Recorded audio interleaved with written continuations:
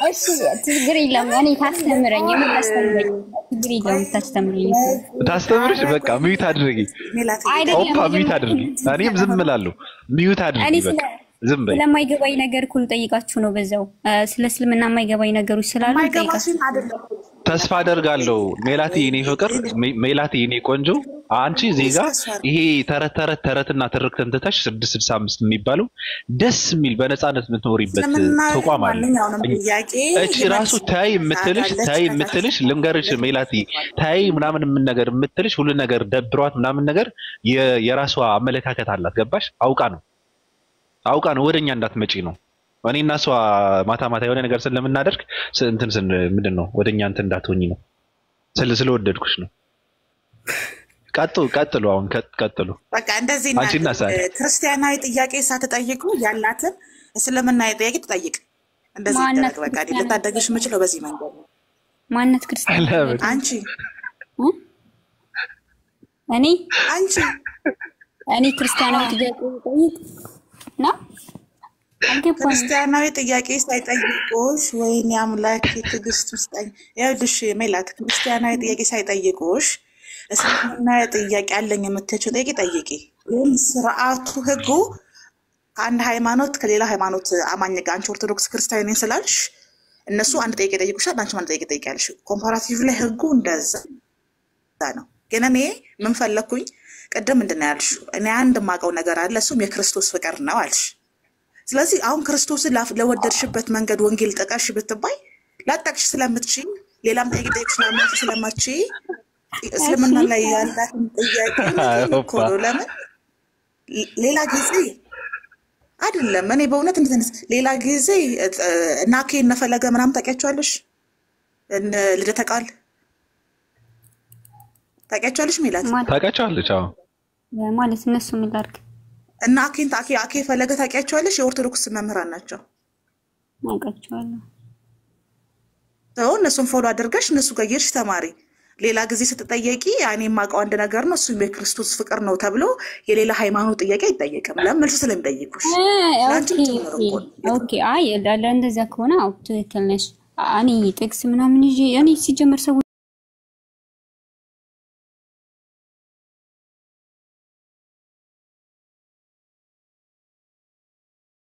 መስበክ አልችልም እኔ ልሰብክም እንኳን አይደለም አይ መሰበክም የለብሽም የኔ ፍቅር ምን መሰለሽ አሁን እሷ እኮ ወደ እነሱ ስትልክሽ እነሱ ሊያስተምሩሽ አይችሉም በራስሽ መጽሐፍ ቅዱስ በራስሽ አንብቢ በቃ እነሱ አያስተምሩሽም ገባሽ ስላሴም በላይተር ሊያስተምራት ነው ወደ አኬ ምትልኪያት ባቢታው ሪፈር ነው የተጻፈላት ትሂድ እዛ በደንብ ያስፈልጋታል ስለዚህ እንደዛ እየገባሽ አትሂድ ምንድነው የምትመቃኙኝ እኔ 665 መሆን አለባት እንደኔ በቃ ነፃ አንዴ አረወይ ዛሬ ማህበሩ ለሁለት ይከፈላል እኔም አልቀልድኩም ለሙጤዝምና 65 ሊከፈል ነው ጋይስ ቆይ አንዴ ሶስት ደቂቃ ስጡ ሚውት ያደርጋለሁ በሙሉ እሺ ቀጥል በደም ታርቂ መሰለሽ ኢትዮጵያ ያለሽ ወይስ ኤምሬት ያለሽ ሚድልስትም ከሆንሽ ሰዓቱ ስለሚቀራረብ እየገባሽ ተማሪ ኦርቶዶክስ መምህራኖች ረጅም 2 ሰዓት 3 ሰዓት 4 ሰዓት ያስተምራሉ ከፈለግሽ ፕሮቴስታንቶችም አሉ የሚያስተምሩ ማለት ነው ወንጌል የሚያስተምሩ ስለዚህ እዛ የተማርሽ የብሉይ ኪዳን ህጎች አሁን ኢየሱስ ክርስቶስ ትንቢቱን እንትን ከሆንሽ እኔ ልክልሻለሁ ማራት ከሆንሽ የትኛውም ስቴት ብትሆኚ ልክልሻለሁ ባይብል ከሌለሽ ያ ትንቢቱ ይፈጸም ዘንድ ነው የሞተልኝ እንዴት ሞተልሽ ሲልሽ ሰው መቶ ገብቷል የኢየሱስ ክርስቶስ ፍቅር አለብኝ ስትይ ለኔ ስለሞተ ለኔ ስለተሰቃየ ስትይ ስቅለቱን የሚናገሩ አዲስ ኪዳን ላይ ያሉ እንዴት እንደሚወለድ እንዴት እንደሚመጣ ደግሞ የሚናገሩ ብሉይ ኪዳን ላይ ትንቢቶች አሉ ገብቶሻል አባባሌ ስለዚህ የብሉይ ኪዳን ትንቢቶች ናቸው ለአዲስ ኪዳን የሚጠቅሙሽ እነዛን መመለስ እንኳን ባትች አንቺ አንደርስታንድ ታደርጊያለሽ ለሆነ ሰው ልትናገሪ ትችላለሽ ከዛ ግን ዛሬ ማደርግልሽ ነገር ምንድነው ነኝ ባይብል አውርጂ በቀን አንድ ከብሉይ ኪዳንም ከአዲስ ኪዳንም ማንበቢ ስለሚጠቅምሽ ሌላው እንደዚህ አይነት ቦታ ስትገቢ በቃ አንቺ አላቅም ስላሽ ክርስቲያን ጠይቂ ሃይማኖትሽን ፕሩፍ አድርገሽ ሌላ ስለምናይ ጠይቄም ካለሽ ፕሮቴስታንት ላይ ጠይቄታለሽ መጣይ ነው ለምን እንደታውቂያለሽ የምትናገሪው ነገር ፋላሲ ካደረገብሽ ኃላፊነቱ ወስጂ ትበያለሽ እኛን እንደዚህ ጠይቃሽ ነው አንቺንም እንደዚህ እንጠይቅሻለን ሊሉሽ ስለሚችሉ ከዛ አንፃር ነው ማወቁ አይከፋም ሜላትዬ አባባሌ ገብቶሻል ማወቁ አይከፋም ክርስቶስን ይሄን ያልወደሽው ለአንድ ሰው እንኳን ወንጌል በሰብኪ በጥምቀት ዮሐንስ ወንጌል ሲሰብክ ነው አንገቱን የተቀላው ገባሽ ኢየሱስ ክርስቶስም ወንጌል ሰብኳል እና ጳውሎስም ሰብከዋል ወንጌል በቃ በዓለም ሁሉ ነው መሰበክ ያለበት መጽሐፍ ቅዱስ እንደሚያዘው። ስለዚህ አንቺ ሰባኪ እንኳን ባትሆኚ ለምትናገሪያት ነገር አንድ ሁለት ቃል ብትናገሪ እኔ ደስ ስለሚለኝ ብታቂ ስለምታተርፊበት። ስለዚህ ሁሌ እንደዚህ አይነት ቦታዎች ላይ ፎከስ ከማድረግሽ ከመምጣትሽ በፊት በእምነትም ይመስሉሽ ወንድምና እህቶችሽ ጋር ጊዜ አሳልፊ። አፕ ስቶር ላይ መጽሐፍ ቅዱስ አውርጃ አንዳንድ ክፍል አንብቢ። ያልገባሽን ደግሞ ጠይቂያቸው የሚመልሱ አሉ። ከዛ በኋላ ነው እኛ ጋር መምጣት ያለብሽ ብዬ ነው የማስበው። ይሄ የሻርክ ቀጠና በይው። እዚህ ብዙ ሰው ተበልቶ ያውቃል። እኔ ያው ለሻሳ ነባሪ ወድስ ከገባሽ እንደናንተና መውጣት የለም። ነው ወድስ ከገባሽ ስለማስ ምትወጪ እንዳይመስል ስለማይብሽ ነው የሚላት። ለምሳሌ የምቻቅ ነው የምታወሪው። እኛ እዚህ ጋር እኮ ነው ያለችው። አልሄደችም እኮ ምንድን ነው የምታወሩት ግን? አይ ባቢሞች ግን እንደዚህ አይነት ልጆች በጣም የምርን ያልቀለድኩም ኖ ምንድን ነው አሁን እንደዚህ አይነት ነገር እኔ እኮ ስጠይቃቸው ወደ ራሳቸው ተመልሰው ስለ መጽሐፋቸው እንዲያነቡ ነው እኮ እንጂ ምክር ከመመክራቸው ጠይቄ እንደዚህ አድርጌ መጽሐፋቸው እንዲያነቡና እንዲያገላብጡ ነው እያደረኩ ያሉት። እኔ ራሱ ደንብረው ነው የሚጠፉት። እኛ ልምድ ስላለ ወደ የት ይደነብራሉ? ደንብረው መጽሐፍን ማገለባበጥ ይጀምራሉ። አይደነ ነው እንደዛ የሚባል ነገር ለመጠየቅም ቢሆን የሚያምኑትን ነገር ማወቅ ነው። ጥያቄም ቢኮ የሚፈጥርብህ የሆነ ነገርን ስታቅ ነው። ስለማታውቀው ነገር መጠየቅ አይቻልም። ስለዚህ ለመጠየቅም ቢሆን አንቺ የምታምኝበትን ነገር ይሄ እንደ ተረት ወይ እንደ ቤድ ስቶሪ ቤድ ታይም ስቶሪ እንደ እንትና አይነት እንደ ሲንደሬላ አይነት አይሆንብሽ። ራስሽ አንብበሽ አውቀሽው ከዛ በኋላ ጥያቄ ከፈጠረብሽ ጠይቀሽ ካልተመቸሽ ውጪ እንጂ ዝም ብለሽ እንደዚህ ደንብረሽ ከዛ ያኛው ነው የራሴ ነገር ያመኑትን እንኳን ያስፈታል ይላል። ስለዚህ ማመንሽ አያድንሽም። ከዚህ ነገር መጠንቀቅ አለብሽ። ሃይማኖትሽ ላይ ፍቅር ብቻ በቂ አይደለም። ገባሽ? በህግም በነቢያትም ስርዓት እንድትኖሪ ግን አሁን እስልምና ጥያቄ ካለሽ ክርስቲያን ሳትጠይቋት ቅድም ተናገራለች። እኔ አንድ የማውቀው ነገር ከክርስትና እንዳልወጣ የሚያደርገኝ ነገር ምንም አላውቅም። የማውቀው ነገር የክርስቶስን ፍቅር ነው ብላለች እና ያ ፍቅርሽ እንዲበዛል ወትወርድ የዘይም መሰማ የእግዚአብሔርን ወስተዛት መካን ብሔረ አክሱም ይላል። አሁን ሜላት እየነሱ የሚያወሩት ሌላ ነገር ነው። እኔና አንቺ ስናደርገው የነበረ መጽሐፍ ቅዱስ እንዴት እንረዳው ትርጉሙ ምንድነው የሚለው ብቻ ነው ስናወራ የነበረው። ገባሽ? እነሱ የሚያስጠነቅቁሽ ደግሞ ከኔ ሳይሆን ብዙ እንትኖች አሉ። ጥርሳቸው ምናምን የሆኑ ሰዎች ላፍ ሊያደርጉት የሚስሉ ሰዎች አሉና እኔ ራሱ ተሰብከው ወደሚቀየሩ አንዴ ስለተሰበኩ ምናምን ወደ ሌላ ሃይማኖት የሚሄዱ አሉ ማለት ነው። እኔ ላይ ወደው መሰለሽ እንደ ሜላትዬ ቶክቶ እኮ ነው እንዴ? ቆይ ማለት አስተምሯቸው ባንዳፍታ የሚቀያየሩ የሚሄዱ? ኧረ እንደዛ አይደለም እኮ። በመጀመሪያ የሆነ ነገርሽ ይወጋል። ከዛ እንቅልፍ አይወስድሽም። ሁለተኛ ቀን የሆነ ነገር ትጋበዣለሽ። አዲስ ነገር ነው የምትሰሚው ለጆሮሽ፣ ለአይምሮሽ፣ ለልብሽ። ሶስተኛ ስትመለሺ በቃ ሱስ ይሆንብሻል። ከዛ በኋላ ቁጭ ብለሽ ነው የምትሰሚው። ከዛ በኋላ ደግሞ ካልሰማሽ ትታመሚያለሽ። ከዛ ሲቀጥል ደግሞ በቃ እነሱ ናቸው ትክክል ማለት ትጀምሪያለሽ። አምስተኛ ላይ ምን ትሆኛለሽ? አላሁ አክበር ትያለሽ። አስቀድመው የነበሩበትን አጥብቀው አላዙም ወይንም ደግሞ እሱንማ ለክርስትና ዘብ ሲቆም የነበሩ ሰዎች ናቸው። አይ እኔ ገብቶኛል። ተይ ግድ የለም ግን ሙስሊም ብትሆንም እኛ ችግር የለብንም። ግን ምንም ነገር ይሁን ምን ስታውቅ ነው ገባ ያለችበት ነገር እኔም እኮ የምጠይቃቸው እኮ እንዲያውቁ ነው። አውሰን እንዲያውቁ ነው የምጠይቃቸው። እኔ ምንም ሆኑ እያልኳቸው አይደለም። ከሆኑ 665 ከሆነ ደስ ይለኛል። 665 ማለት ጠያቂ ትውልድ ማለት ነው። እውቀት የሚፈልግ ትውልድ ማለት ነው። ያልገባውን የሚጠይቅ ትውልድ ማለት ነው። አባቶችን የሚያከብር እንጂ የማይፈራ ማለት ነው። አዲስ ነገርን መፈለግ ማለት ነው።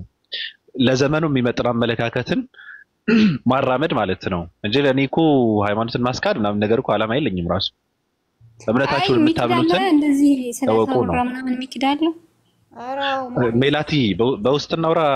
ሜላቲ እናውራ በነገር ቲክታክ ላይ ነው ምንም ነገር አላምንም እና እኔ በዚህ በቲክታክ ሰው እኮ ተይው የሃይማኖትን ነገር ተይውና እንደዚህ በቃ ጓደኛሞች ሆነናል። በውስጥ እናውራ።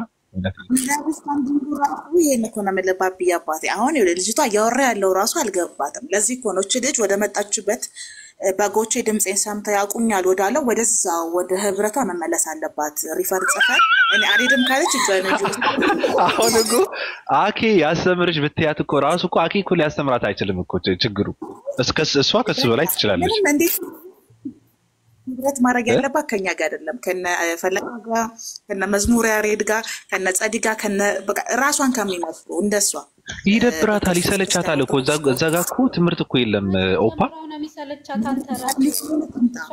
አሁን የኔ አባት እኔ ምንድን ነው መሰለህ አላማዬ እንደዚህ ነግረናት ኢንተራፕት አደረኩሽ ወስዬ ሶሪ እንደዚህ ነግረናት መርጣን ከመጣች እኔ እቀበላለሁ። እኔ ግን አንድ የህይወት ህግ አለኝ። እኔ በጣም ከሚደብረኝ ነገር ሙስሊሞች ኦርቶዶክሶች ይሄንን እንትን ታይትል ስለሚጠቀሙት ነው። በቃ የሚደብረኝ ታይትል ነው። አይተው 3 ፎሎወር 4 ፎሎወር ያለው ይችላል፣ አዲስ ሊሆን ይችላል ለሶሻል ሚዲያ። አንዳንድ ሰዎች ደግሞ ያውቁና መናገር ላይችሉ ይችላሉ። ገብቷል አይደለ? እነዛን ሰዎች ነው ቤታቸው አስገብተው ሁሌ ድራማ ሲሰሩ የሚውሉት። ገባህ አይደለ? እኔ እንደዚህ አይነትን ባህሪ ጤናማ ባህሪ ነው ብዬ አላምንም። ስለዚህ አንድ ሰው ሙስሊሞች ይሄን ያሉ ድራማ የሚሰሩት ታይ ማርያም ተና ታዳጊ ነሽ ታይ እንጃ። አይ በረንብ ንገሪኛ እንዲገባሽ በቆይታ አለብሽ እንዲገባሽ አንቺ አይ ድራማ ከሁለት በኩል ሊሰራ ይችላል፣ ከማንም ጋር ሊሆን ይችላል። ማሪውልሽ ታያቸው መምራት ድራማው አንቺ ስክሪፕት ተጻፈ በኋላ አለቀ በኋላ ምናምን ነው አንቺ ድራማው የሚገባሽ። እኛ አካሄዱን ስለምናቅ ነው የምንፈሰው። ስለዚህ ኮሜንት ላይ ላላችሁ ሰዎች እቺ ልጅ ለምንድን ነው የምትከላከላት ለምትሉ ሰዎች እኔ እየተከላከልኩላት አይደለም። መጀመሪያ በራሷ በወንጌል መበልጸግ አለባት፣ መሞላት አለባት፣ መጠንከር አለባት። ገባሽ? በእናንተ አይመሰለም የለባት ሳያውቅ እንደዚህ ቢሄድ የሚሰማችሁን አይነት ስሜት በእሷ ቦታ ሆናችሁ ይዩት። ታረርታ አውቃት። አይ መልካም ሀሳብ ነው። ተቀብየዋለሁ ራሱ እኔ አንብበው እንትን የማይጸና ትውልድ እንዳለ አውቃለሁ። እኔ ያነበብን መቼ ተመቸንና ነው። አንብቢው ችግር የለውም። አንብቢ። እግዚአብሔር የሚባለውን የሰው ልጅን ከፈጠረ በኋላ ተጸጸተ። አጠፋዋለሁ እስከ ሰማይ ወፍም አጠፋቸዋለሁ ካለ በኋላ እሱ ላይ ስትደርሺ ለምን አባት የሚያጠፋኝ ከሆነ ወይም ደግሞ ኢትዮጵያውያኖች በሰይፍ ትገደላላችሁ የሚለውን ስታይ በቃ የራሱ ጉዳይ ብለሽ መጽሐፍ ቅዱስ ረግጣሽ ወደ እኔ እንደምትመጪ አውቃለሁ። አይ ፈጣሪ የለም ከሚለውስ ፈጣሪ ያለ የሚለው ያይሻል። ኖ የለም ማናለ የለም አይባልም። ከባድ ነው፣ ነውር ነው አልክ እኮ። ኧረ አላልኩም እና ምን አዲስ ሃይማኖት መስርተህ እያወራህ ነበረ። ኖ አይ ፈጣሪ የለም እኮ አይደለም እኮ ሚላቲ፣ እንደዛ እኮ አይደለም። በውስጥ እነግርሻለሁ። ሚላት ደግሞ እየነገርኩሽ ትጻፍልሽ እንዴ? አሁን እዚህ ጋር ቁጭ ብለን አይ እና ምን እኮ ልጻፍልሽ በውስጥ ኃይል በልሽ አሁን እዚህ ጋር ችግር የለውም። አይቻልም፣ ለካ አይቻልም። ስወጣ እንትን በይኝ እሺ፣ ሀይ በይኝና እናወራለን። ግድልሽም ቀስ ብለን እናወራለን። እሺ ረጋ ያልሽ ነሽ፣ መልካም ጸባይ ያለሽ። ሌሎች ሰዎች ደግሞ እንትን እንዳያደርጉሽ አሳሳቾቹ ላፍ ማድረግ የለባቸውም። አንቺ አይንን እያየ መውሰድ የለባቸውም።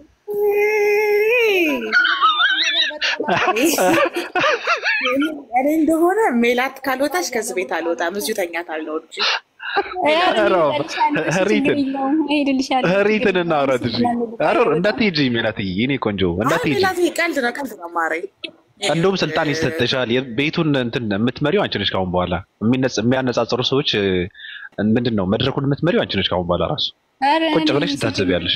ቤት አልገባም። ምን ያልወድም እንደዚህ ንጽጽር እኮ አይደለም ግን ሰዎች እዚህ ጋር ሙስሊሞቹ የሚባሉ ይመጣሉ፣ ክርስቲያኖቹ ይመጣሉ፣ አይሁዶች ይመጣሉና ቁጭ ብለው ሲያወሩ እኛ ደግሞ እጃችንን አጣምረን ምናምን ነገር አገጫችንን ይዘን እንታዘባለን። እሺ ደስ ይልሻል፣ ይገባሻል እውነቱ። አንድነቶቹ ምናምን ነገር ወዬ ምን አልሽ? ቀጥል። አይ ይሄ ነገር ለማርያም ሚስጥር ምናምን የሚባሉ አስተምሮቶቹን ትለያቸዋለሽ?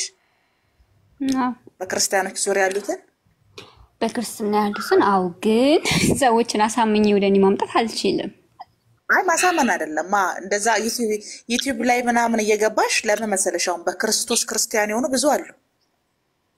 አንቺ ኦርቶዶክስ ክርስቲያን ነሽ፣ ከአንቺ ውጭ ወንጌል አማኞች አሉ። እዛ ውስጥም በጣም ብዙ ስላሉ እነሱም የስላሴ አማኝም ስላለ እዛ ህብረታቸው ውስጥ ገብተሻል አባባሌ። ለዛ ነው የእናንተን የኦርቶዶክስ አስተምሮ ዶክትሪንሽን እና ቀኖናሽን ጠንቀቀሽ ማወቅ ስላለብሽ ነው። ከአውሬው ከነጣቂው እየጠበቅኩሽ ነው ውዴ።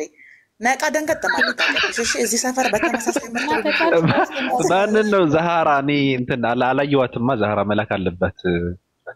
ሜላትዬ አሁን እያስፈራሩሽ ነው፣ እንድትበረግጊ ነውና ምንድነው የምታደርጊው? መፍራት የለብሽም። ልንገርሽ፣ መጽሐፍ ቅዱስ የኔ ቆንጆ ምንድነው የምታደርጊው? እኔም መጽሐፍ ቅዱስ አለኝ ገባሽ? ላሳይሽ እችላለሁ። እያነበብን ነውና በመጀመሪያ እኛ ተማርን፣ ብዙ ነገር አደረግንና ህይወታችን ያሳለፍነው የሆነ ቦታ ላይ ነው ገባሽ? እና አሁን ደግሞ ካደግን በኋላ ከኢትዮጵያ ከወጣን በኋላ ያለውን ነገር ተመልሰን ስናየው ሌላ ነገር ነው። አባቶቻችን ተመልሰው ስንጠይቃቸው ደግሞ የሚሰጡን መልስ ሌላ ነገር ነውና አሁን ዝም ብለን ያደረግነው ነገር ምንድነው? ፈጣሪ የለም አለ ምናምን የሚባለው ነገር ትተን ዝም ብለን በቃ እየተዝናናን ቁጭ ብለን ፈጣሪንም ምንድነው ስናመልክበት በነበረ መንገድ ሲደብርሽም ዝም ብለሽ ታልፊዋለሽ። እያመለክን ምናምን ቁጭ ብለን እያየነው ነው። አሁን እኛ ጋር መጥተሽ ሜላትዬ የኔ ቆንጆ በቃ ዝም ብለሽ እነሱ ሲከራከሩ ሙስሊሞቹ ክርስቲያኖቹ አይሁዶቹ መጥተው እዚህ ጋር ሲያወሩ ቁጭ ብለን እየተማር ነው። እሺ አንቺ አታለው ሸውደው እንዳይወስድሽ ደግሞ እንትን እናድር እኔ እከላከልልሻለሁ። በቃ በውስጥ አወራታለሁ። ኦፓ ዝም በይ እስኪ እንዴ ኖ ኮሜንት ላይ ኢምራንን ፈልጋችሁት ነው ይላሉ። እንዳይጠሩት ብዬ ነው። በእናትህ ልጅ በጣም ብዙ ነው። አይ ተውት ችግር ነገር ሲኖርብኝ ኧረ ተውት ሚስተር ጳውሎስ ኖ ተውት። ከመጣ ጥሩ ነው። ከእንትን ካላለ ደግሞ ከመጣ ጥሩ ነው። ችግር የለውም። ደስ ይለናል። አንድ 20 ደቂቃ ምናምን ነገር እንደዚህ አይነት ልጆች አንተ ስላላየክ ነው። አይ ቲንክ ብዙ አልቆየም መሰለኝ ቲክታክ ላይ እኔ አዲስ ነኝ። አሁን የጀመርኩት ምንድን ነው? ተዋት እነማ እነ ኢምራን ተዋወቃት እነ ሜሉ እኔ ሜሉ በፍቅር ነው። እኔ ተመችታኛለች። ጸባይዋ ደስ ይላል። ረጋ ያለች ናት። በጣም ተመችታኛለች።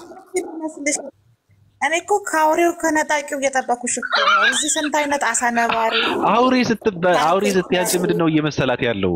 ኦፓይ ይሄ 666 ሰይጣን እየመሰላት ነው። ኧረ አይደለም፣ እሱ አይደለም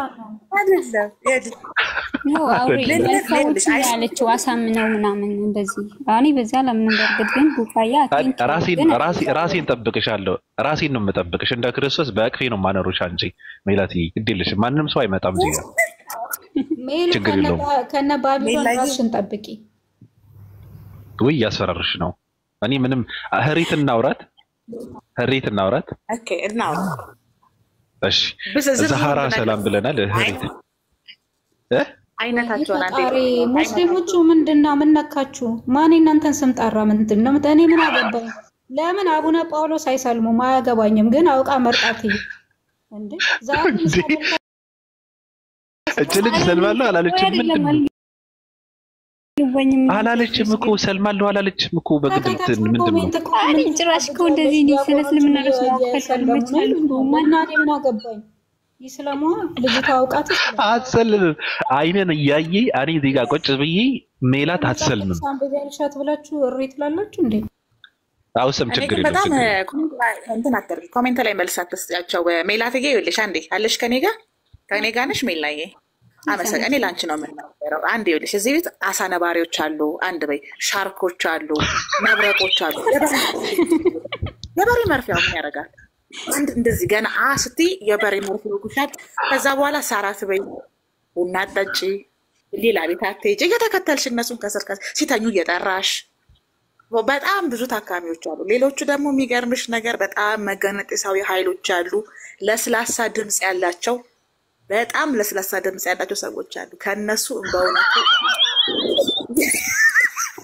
አይ አንቺ ይሄን ያክል የምትፈልግ ከሆነ እኔ ለምሳሌ እንደዚህ አይነት ፍርሃት ሜላትዬ አንድ ሰው ብቻ ነው ያለው። ሜላትዬ እኔ ልንገርሽ አንድ ሰው አለ ሜላት አንድ ሰው ነው ያለው። እሱም ጳውሎስ በህይወት ዘርቶ ተመልሶ ነው መሰለኝ። አንድ ሰው ነው እሱም ሁላችንም እንፈራዋለን። ከሱ እሱ እዚህ ጋር ሲገባ ውልቅ ብለን እንጠፋለን። የሆነ ቤት ሲገባ እንሄዳለን። የሆነ ቦታ ካየነው ቦታ ምንድነው መንገድ ቀይሰ ምናምን ነገር ነው የምንጠፋው። ገባሽ? ስንተኛ ራሱ ጥቁር አዝሙድ ምናምን በልተን ነው የምንተኛው። ይሄ ምንድነው እንዳይመጣ በህልማችን ምናምን ነገር እሱ ጋር እንዳትሄጂ ነው የምናደርግሽ። ችግር የለውም። እሱ ካገኘሽ እንኳን አልተሰቀለም አልተገደለም በቃ ለእናንተ እኔ ልሰቀል ነው የምትዩ። ገባሽ? ለነሱ እሱ ጋር እንዳትሄጂ ነው የምናደርግሽ። ፍቅርን ወስዶ በሶስተኛው ጋር ፕሮፋይል የዛሃራ ሙስጠፋ ነው የሚሆነው። ስለዚህ መጣቂ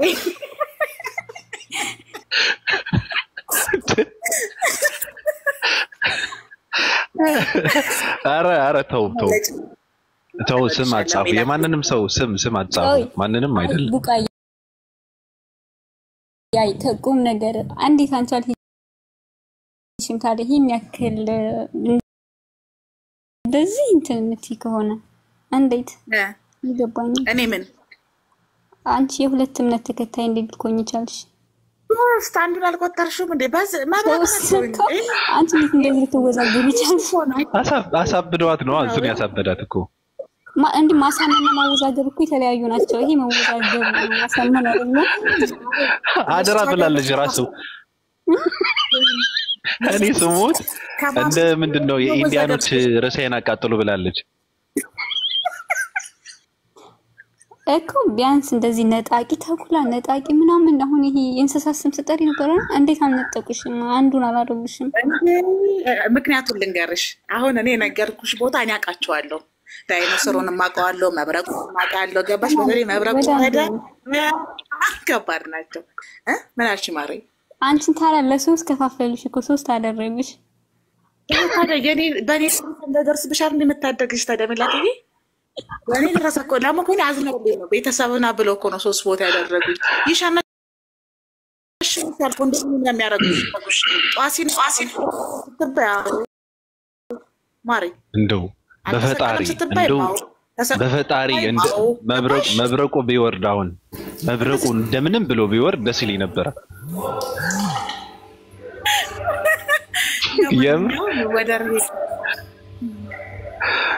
መብረቁ አሁን እንደምንም ብሎ ቢመጣ ደስ ይለኝ ነበር። ወይኔ አዎም አይደለም እያልሽ ለሶስት ሞልሳል ማለት ነው። ሶስተኛው ምን ብያለሁ እንዳመስልሽ በዚህ አዎም አይደለም ያልኩት ሁሉም ጋር ትክክል እያልኩ አኬ ጋም ገብቼ ትክክል ነው እላለሁ፣ ፈለገ ጋም ገብቼ ትክክል ነው እላለሁ፣ መብረቁ ጋም ገብቼ ትክክል ነው እላለሁ፣ እዚህም ትክክል ነው እላለሁ። ሶስተኛ ሃይማኖቴ በዚህ ምክንያት የመጣ ነው። ስለዚህ እኔ አንቺን የምታደግሽ የክርስቶስ ፍቅርን ብቻ ይዘሽ እንድትቀጥይ ነው። አይ ሜላት ከዛሃራ ጋር ሳይሆን መጀመሪያ ዛሃራ ሰላም ትበለንና ከዛ ደግሞ ህሪት አለች። ምናልባት ህሪት ጋር ካወሩ እንጂ ሜላት እኔ አሳልፌ አልሰጥም ለማንንም። መብረቁ ቢመጣ መጭመቁ ቢመጣ እኔ አሳልፌ አልሰጥም። እኔ ሜላት ትምታኛለች፣ ጸባዩ በጣም ደስ ይላል። አወራሩ አረጋ አለች ናትና ማንንም ሊወስዳት አይገባም። ባለችበት ጸንታ ለዘላለም ትኖራለች። ዛሃራ እንዴት ነሽ? ሰላም አለይኩም ወራህመቱላሂ ወበረካቱሁ። ሙስሊሞች ሰላም ብያለሁ። ሌሎች ወገኖቻችን እንዴት ናችሁ? ደህና ናችሁ ወይ? አለን ታሪክ እንዴት ነሽ? በብዙ ሐቢበቲ ጠፍተሽብኛል፣ እልም ብለሻል። በደህናሽ ነው ወይ? ባቢሎንም ሰላም ብያለሁ። ጥያቄ ያለው እስልምና ላይ ማንኛውም ጥያቄ ያላችሁ አሉ መልሳለሁ። በእذن ማላቀውን ደግሞ ጠይቃለሁ። ሜላትዬ ጥያቄ ያለው ተመሰለኝ ኮምፓራቲቭ ላይ ምናምን የሰማቻችሁ ይመስሉኛልና ማስረጃ መጥቀስ የምችል አይመስለኝም፣ ግን ሀሳቡን ከተረዳሽው ብትመልሽላት እንደዛ ነው። ሜላትዬ ደስ ይለኛል። ችግር የለም። ቁርአን አንቀጽ ምናምን አትጠቅሙ እንደዛ ተባበረ ሀሳቡን ካወቀችው ካለ አለላታለሁ፣ ከሌለ ደግሞ ይሄድ። እሺ ትጠይቃለሽ ጥያቄ? ጥያቄዎች አሉ። እስልምና ላይ ጥያቄ ካለ ሰማኋቸው ምናምን ብለሻል ነበር። አሳነባሪ ተኩላ ስትይኝ ራሱ አስጠፋሽ ጥያቄ።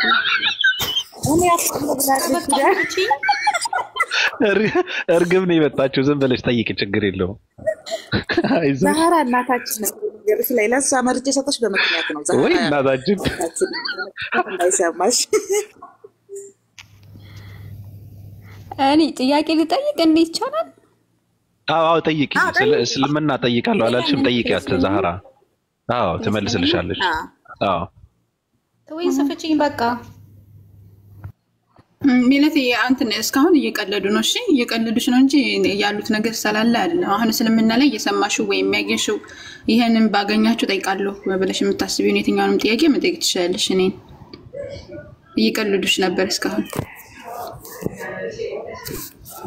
እሺ ቆይ ላስታውስ ጥያቄ ካለኝ።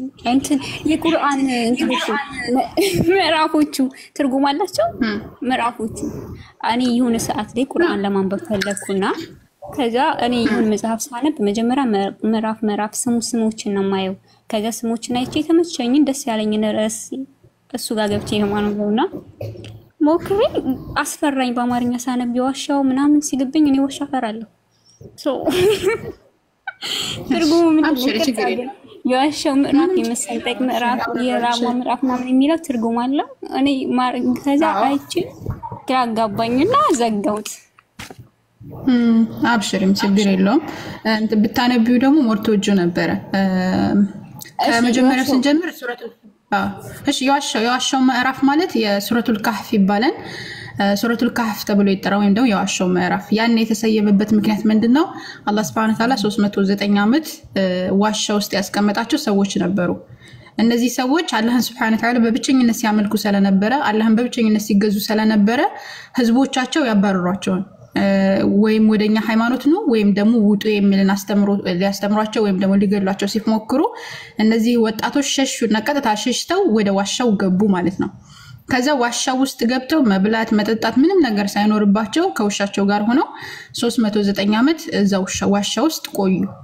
ከዛ በነዛ ወጣቶች ስም ተሰየመ ይሄ የዋሻው ምዕራፍ ወይም ሱረቱል ካህፍ ተብሎ በዋሻው ስም ተሰየመ ማለት ነው እንጂ የተለየ ነገር ኑሮት አይደለም። ታሪክ አለው ውስጡን ታሪኩን ስትገርም የሚገርም ታሪክ አለው። በጣም ብዙ ሱረቱል ካህፍ ሙሉን ስታነቢው ስለ ዙልቀርነይን ያወራን፣ ስለ አንድ ንጉስ ያወራን፣ እንደዚሁም ደግሞ ስለ ሙሳና ሃሩን ያወራን፣ ማነው ስለ ሙሳና ከድር ያወራን፣ ስለ ተለያዩ እንትኖች ያወራን። የመጀመሪያ አካባቢ ራሱ ስለ ቁርአን ያወራን፣ ስለ ተለያዩ ነገራቶች ያወራን። አምላካችን አላህ Subhanahu Wa Ta'ala ከመጀመሪያው ወደ 110 ምዕራፍ or 109 ምዕራፎች አሉት 109 አንቀጾች አሉት።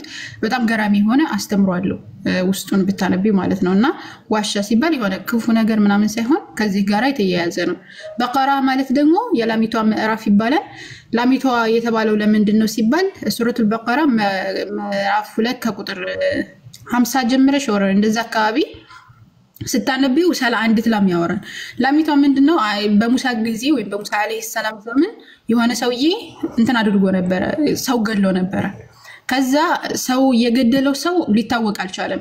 እነዚህኞቹ ጎሳዎች ናቸው፣ እነዛኞቹ ደግሞ እነዚህኞቹ ጎሳዎች ናቸው እያሉ መከራከር ጀመሩ ማለት ነው መካከል ላይ።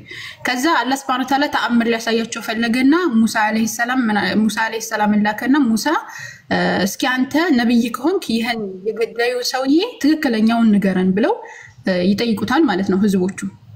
ገዳዩ ስላልታወቀ ማለት ነው ገዳዩን ለማወቅ። ከዛ በኋላ ላምረዱና በላሚቷ ስጋ ምቱ ብሎ አምላካችን አላህ Subhanahu Wa Ta'ala ያዘን። የላሚቷም አይነት ግለጹ ምናምን ይላል። እንደውም በግልጽ ያስቀምጣል እዛ ላይ እስራኤላውያን እዛ ላይ ደንበረራፊ እንደሆነ ምናምን ይገልጻል።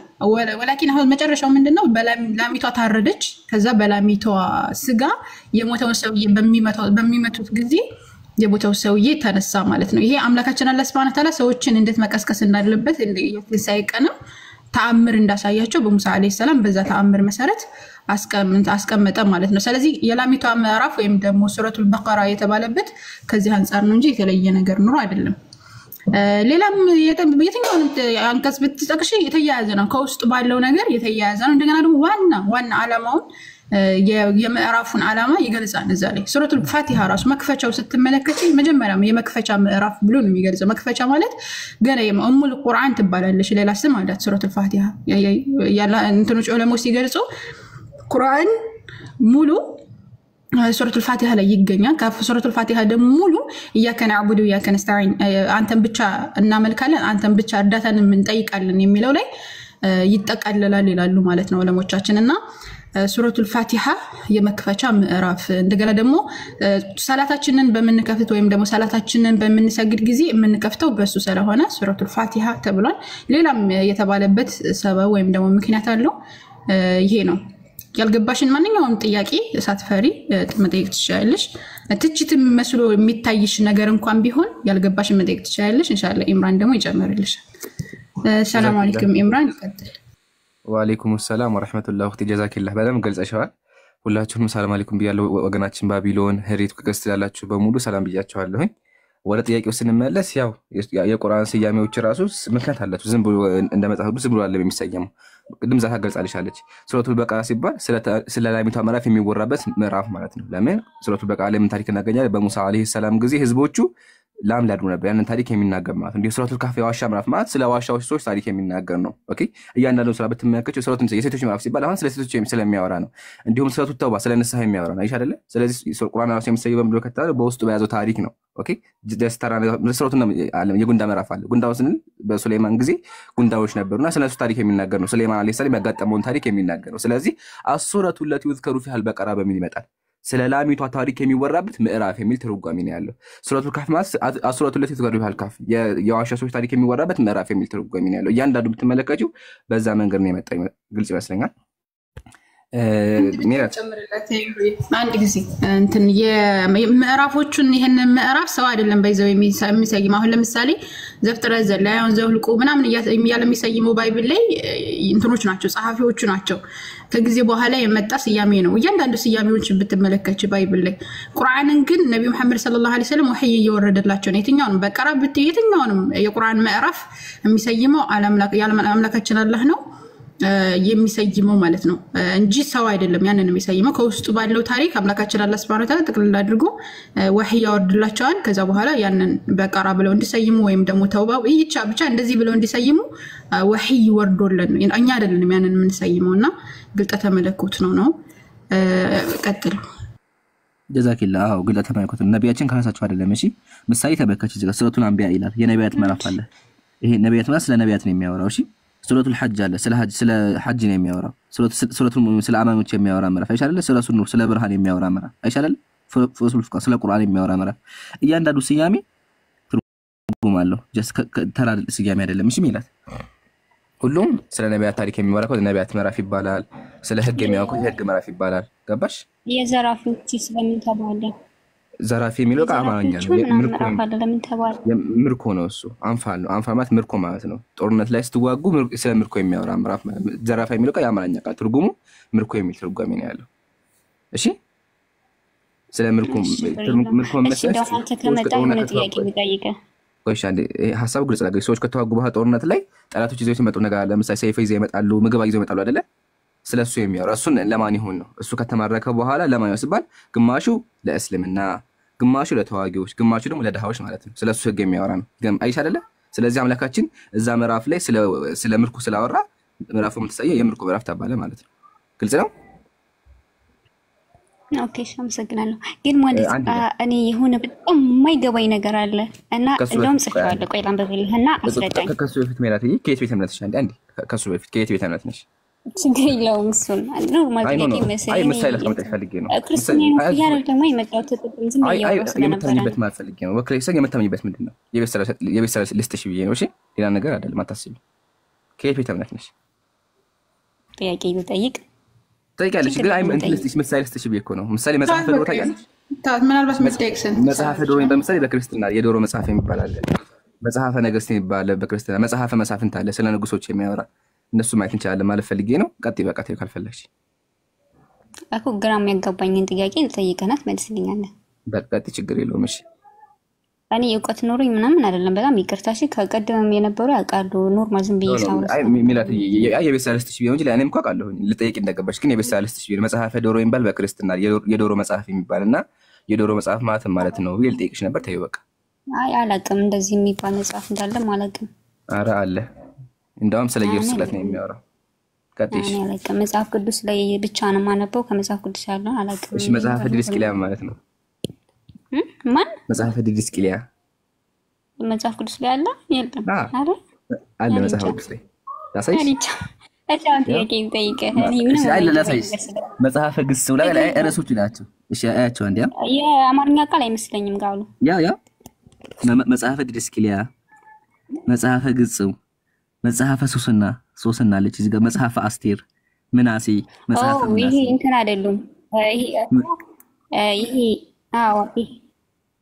ይሄ እንትን ዋናው መጽሐፍ ቅዱስ አይደለም ይሄ መጽሐፍ ቅዱስ ያው የሁለት በመጽሐፍ ላምጣልሽ መጽሐፍ እኔ ጋር ያለው መጽሐፍ ይሄ አይደለም እሺ አንቺ ጋር ያለውን ክፈችው ኦርቶዶክስ ነሽ አይደል አሁን ይሄ የሁለት ላሳይሽ በካሜራ መጽሐፍ ራሱ ባለኝ እንጃ ይሄ ኬት ነው ያ መጽሐፍ ላሳይሽ ራሱ አለ ቆይ ኧረ ተይ እንጂ መጽሐፍ ቅዱስ አታውቂም ማለት እኮ ነው 81 ያመንሽበት የለም ታያለሽ ቆይ ያ ሁሉ ማለት እንችላለን ቆይ እንዲቀልሽ በሬው ስላምጣሽ ቆይ እንዲቀልሽ አንዴ እሺ እንድታዩ ብቻ ነው እሺ ወገናችን ሌላ ነገር አይደለም ያ እንድታዩ ብቻ ስለሆነ ያው መጽሐፍ ቅዱስ ርዕሶቹን እናያቸው ያው ርዕሶቹን ተመልከች ይታይሻል እዚህ ጋር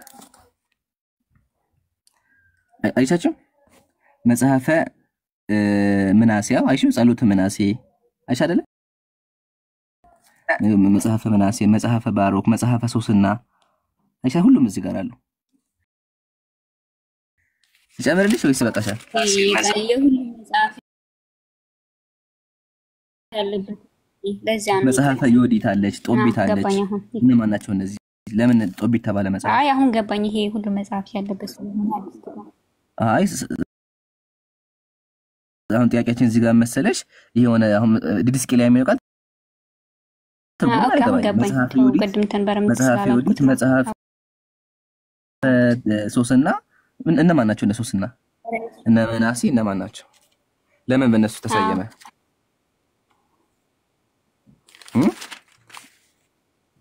በቃ ይሄን በስራው አሉ ታሪካቸው አለ። በቃ ቁርአን ላይም እንደዛ ማለት አይ አሁን ገባኝ። በቃ አራሽ መልሽ። በቃ አይተታስ መልሽ። መጽሐፈ ሶስና አይተታ ስለ ሶስና ታሪክ ስለሚያ ሶስና የምትባል ሴት ነበረች። በቃ አይሽ መልሽ። በቃ ይሄን የፈለኩት። ስለዚህ አንቺም ጋር የሚለው ነገር ልገልጽልሽ ፈልጌ ነው። አሁን ቀጥይ። እሺ አይ አሁን ገባኝ። አመሰግናለሁ። እሺ እና ጠይቅ ግራ ከሚያጋባኝ ነገሮች ነው ጠይቀ። እሺ እና አንተ እንድትነግረኝ ማለት ነው። ችግር የለውም። ይሄ ቃሉ የሚገኘው ማለት ሱራ 625 ላይ ያለው ማለት ነው። ላንብብልህ። እንክፈተው። ችግር የለውም። በካሜራ እዚህ ከፈትና ህዝቡ የሚየው አንቺ ተነብያለሽ። ከዛ ጥያቄሽን ታስቀምጫለሽ። ኢንሻአላህ ያው ከፍቼዋለሁ።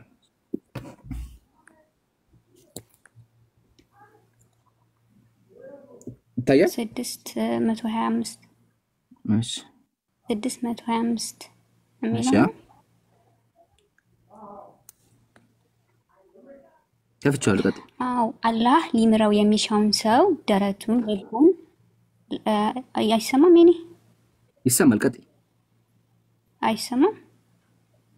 ይሰማል። ቀጥይ። አሁን ይሰማል። እሺ አላህ ሊምረው የሚሻውን ሰው ደረቱን ልቡን ለኢስላም ይከፍትለታል። ሊያጠመው የሚሻውንም ሰው ደረቱን ጠባብ ቸጋራ ወደ ሰማይ ለመውጣት እንደሚታገል ያደርገዋል። እንደዚሁ አላህ በእነዚያ በሚያምኑት ላይ ርክሰትን ያደርጋል ይላልና ይሰማል። ቀይያው ይሰማል። አሁን እዚህ ጋር ጥያቄሽን አቅርቢና ልመልስልሽ እና ማለት እሺ እና አሁን ስለዚህ እኔ እንዳላምን ያደረገኝ አላህ ነው ማለት ነው። ማለት ራሱ እንዳያምኑ የሚያደርጉትን ልክ ደረቱን የሆነ ቸጋራ ማለት በጣም ከባድ ቃል ነው። ይሄ አሁን ለኔ ከባድ ነውና ልክ ወደ ሰማይ ሰው ለመውጣት እንደሚታገል ያደርገዋል ማለት ሊያጠመው የሚፈልገውን ሰው ምንም ቢያደርግ ማለት ነው ያ ሊሳካለት አይችልም ማለት ነው አይደለ? በዚህ አነጋገር ወይስ ሌላ ትርጉም አለው? በጣም ነው ግራ የሚያጋባኝ። ማለት እኔ አላህ ለሚፈልገውን ብቻ ነው የሚመራው፣ የማይፈልገውን ራሱን የሚያጠመው ማለት ነው። አይ እንደዛ አይደለም ማለት በጣም ቸጋራ ያደርገዋል እና ልቡን ያጠመዋል ማለት ይሄ ከባድ ሆኖ። ላስረዳሽ ፍቀጂልኝ። ድምጽ ይሰማሻል? ከመጀመር እሺ ላስረዳሽ። ይሰማል። በቃ ኢንሻአላህ የተሰማሽ ከሆነ የሚታገሽ አዳምጪ። እሺ ከዛ ገባሽን ጠይቂኝ እኮ ሌላም አለ አንድ ላይ ከዚህ ጋር ቃል በቃ እየፈታ ነው። ይሄን ፍታና ከዛ ደግሞ ወደ ቀጣይ መጣን። ችግር የለውም። እሺ ስቴፕ ባይ ስቴፕ ይሄን መጀመሪያ እንጨርስ። አልሐምዱሊላህ ወከፋ። ጥያቄዋ ምንድነው? አላህ የፈለገውን ሰው ያጠማል፣ የፈለገውን ሰው ይመራል ይላል ቁርአን። ስለዚህ እኔ የጠመምኩት አላህ ስላጠመመኝ ነው የሚል ጥያቄ የተነሳው። መጀመሪያ ማወቅ አለብሽ የሻ የሚለው ቁርአን መጀመሪያ ቁርአን በቁርአን ይብራራል። እሺ ናዝል ቁርአን በቁርአን ይብራራል። ምሳሌ አምላካችን እንደዚህ ይላል ዩዓዚቡ መን የሻኡ ወይፍሉ መን የሻ አለ። የፈለገውን ሰው ገሃነም ያስገባል፣ የፈለገውን ሰው ጀነት ያስገባል ይላል። የፈለገውን ሰው ይላል አይደል? ግን ይሄን አንቀጽ ቁርአን አብራራ ምን ብሎ አብራራው? ዩዓዚቡ ዛሊም ከሃዲያን ገሃነም ይገባሉ አለ። ስለዚህ ገሃነም የሚያስገባቸው አላህ ለማን ነው? ከሃዲያንን ነው። እንዲሁም ደግሞ ጀነት የሚገቡት ለማን ናቸው? አማኞች ናቸው። ኡድኹሉል ጀነ ቢማ ኩንቱም ተዕመሉን ጀነት ግቡ ይባል። ስለዚህ አይሻ አይደለ ቁርአን በቁርአን ተብራራ። የፈለገውን ሲባል የተፈለገበት ምንድነው? አማኞች ካሉ ጀነት ይገባሉ፣ ከሃዲያን ካሉ ደግሞ ገሃነም ይገባሉ ነው።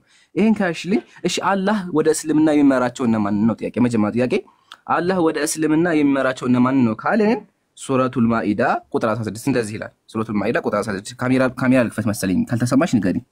እሺ ካሜራ ሲከፈት ከተቋረጠብሽ ንገሪኝ። እሺ እንደዚህ ይላል አላህ ውዴታውን የተከተለውን ሰው የሰላም መንገድ በእርሱ ፍቃድ ይመራቸዋል፣ በፍቃዱም ከጨለማ ወደ ብርሃን ያወጣቸዋል፣ ወደ ቀጥተኛ መንገድ ይመራቸዋል አለ። ሚላትዬ ወደ ቀጥተኛ መንገድ የሚመራቸው እና ማንን ነው? ሚላት በፍቃዱ ወደ ብርሃን ያመጣቸዋል። እና ማን ናቸው? ኦኬ አላህን የተከተሉ ሰዎች ናቸው ወደ ቀጥታ የሚመሩት።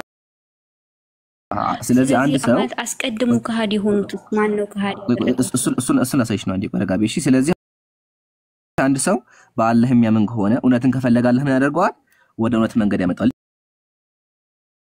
ጨምርልሽ ሱረቱል በቀራ እንደዚህ ይላል አላህ እነዚያ ያመኑትን ሰዎች አለ ለእነዚያ ከእውነት በእርሱ ለተከራከሩ በፍቃዱ መራቸዋል እና ማን የመራቸው ያመኑትን አይደለ ስለዚህ አንድ ሰው መመራት ከፈለገ ማድረግ አለበት መጀመሪያ ማመን አለበት ሲያምን አላህ ይመራዋል ምሳሌ አንቺ እውነትን ስፈልጊ ማለት ነው በልብሽ ነው ስፈልጋለህ ብለህ ያግሻል ወደ እውነት ያመጣሻል አንደኛ ያጅልኝ እሺ አላህ ያጠማቸው አሉ ከተባለ አዎ አሉ እና ማን ነው ሰላሳሽ እና ማን ያጠማቸው ተመከች እሺ ሱረቱል ጋፊር እንደዚህ ይላል አላህ እንደዚህ አለ ድንበር አላፊ ተጠራጣይ የሆኑ ሰዎችን ያሳስታል ወይም ያጠማቸዋል አለ እና ማን የሚያጠማቸው ወገናችን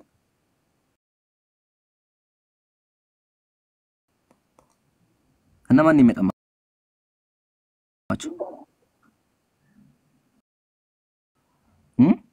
የለች መሰለኝ እሺ አላህ የሚያጠማቸው እና ማን ነው እስኪ ምን አልከኝ እሺ ቁርአን እንደዚህ ተመከጂ አላህ እንደዚሁ ድንበር አላፊ ተጠራጣሪ ሰዎች ያሳስታው የሚያጠማል አለ አላህ የሚያጠማቸው እና ማን ነው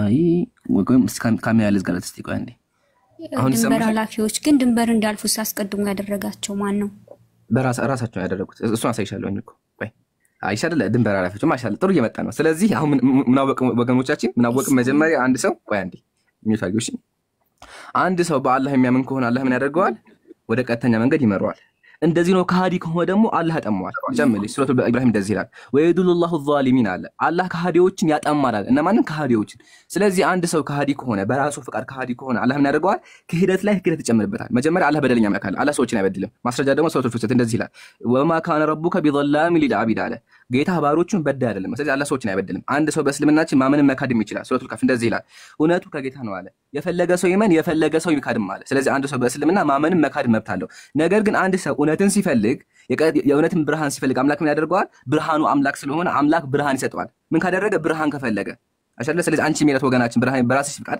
በራስሽ ፍላጎት ብርሃን የሚፈልግ ይሆን አላህ ምን ያደርግሻል ብርሃን ይጨምርልሻል ወደ ብርሃን ያመጣሻል ምን ካደረግሽ መጀመሪያ አንቺ ብርሃን መፈለግ አለብሽ እንዲሁም አንቺ ከሃዲ ከሆንሽና ልብሽ ላይ ክህደት የሚጨምር ይሆን አላህ ምን ያደርግሻል ክህደት ላይ ክህደት ይጨምርብሻል በራስሽ ስራ ማለት ነው በራስሽ ስራ አላህ ምን ያደርግሻል ክህደት ላይ ክህደት ይጨምርብሻል ማለት ነው ይሄ ቅጣት ነው ለአንቺ ራሱ በምድር ላይ ቅጣት ነው ግን አንቺ ካመንሽ ከዛ ባህሪ ወተጂ አላህ መንገድ ከፈለሽ አላህ ምን ያደርግሻል ወደ ቀጥተኛ መንገድ ያመጣሻል እዚህ ጋር አንድ ጥያቄ ይነሳል ጥያቄው ምንድነው አላህ ለምንድን ነው የሚያጠማቸው ጠማማዎችን የተመሩ ሰዎች ኦሬዲ ተመርተዋል እኮ አላህ መምራት የነበረበት ከሃዲዎች ነው የሚል ጥያቄ ይነሳል ተገቢ ጥያቄ ነው ጥያቄው ምንድነው አላህ የሚመራው በእስልምና እነማን ነው ያመኑትን የሚመራው አይደለ ግን እኮ ያመኑት እኮ መመራት ያለባቸው ኦሬዲ አማኑት ስላመኑ መመራት ያለባቸው ከሃዲያን ናቸው ይላሉ ግን እንደዛ አይደለም ልስጥሽ ሱረቱ አል ኢምራን እንደዚህ ይላል አምላካችን ከይፈ የህዲላሁ ቀውመን ከፈሩ بعد ኢማኒሂም አለ ከእምነታቸውና መልእክተኛ እውነት መሆኑን ከመሰከሩ የተብራሩ አንቀጾችን ከመጡላቸው በኋላ አምሮ አላህ ከሰጣቸው ነብይ ከላከላቸው በኋላ የካዱትን ህዝቦች አላህ እንዴት ያቀናል በራሳቸው ፍቃድ ጠማዋል እኮ አላህ እንዴት በእነሱ ይመራቸዋል አላህ በዳ ህዝቦችን አያቀናምና አይደል አይደል ቁርአን መለሰልሽ ስለዚህ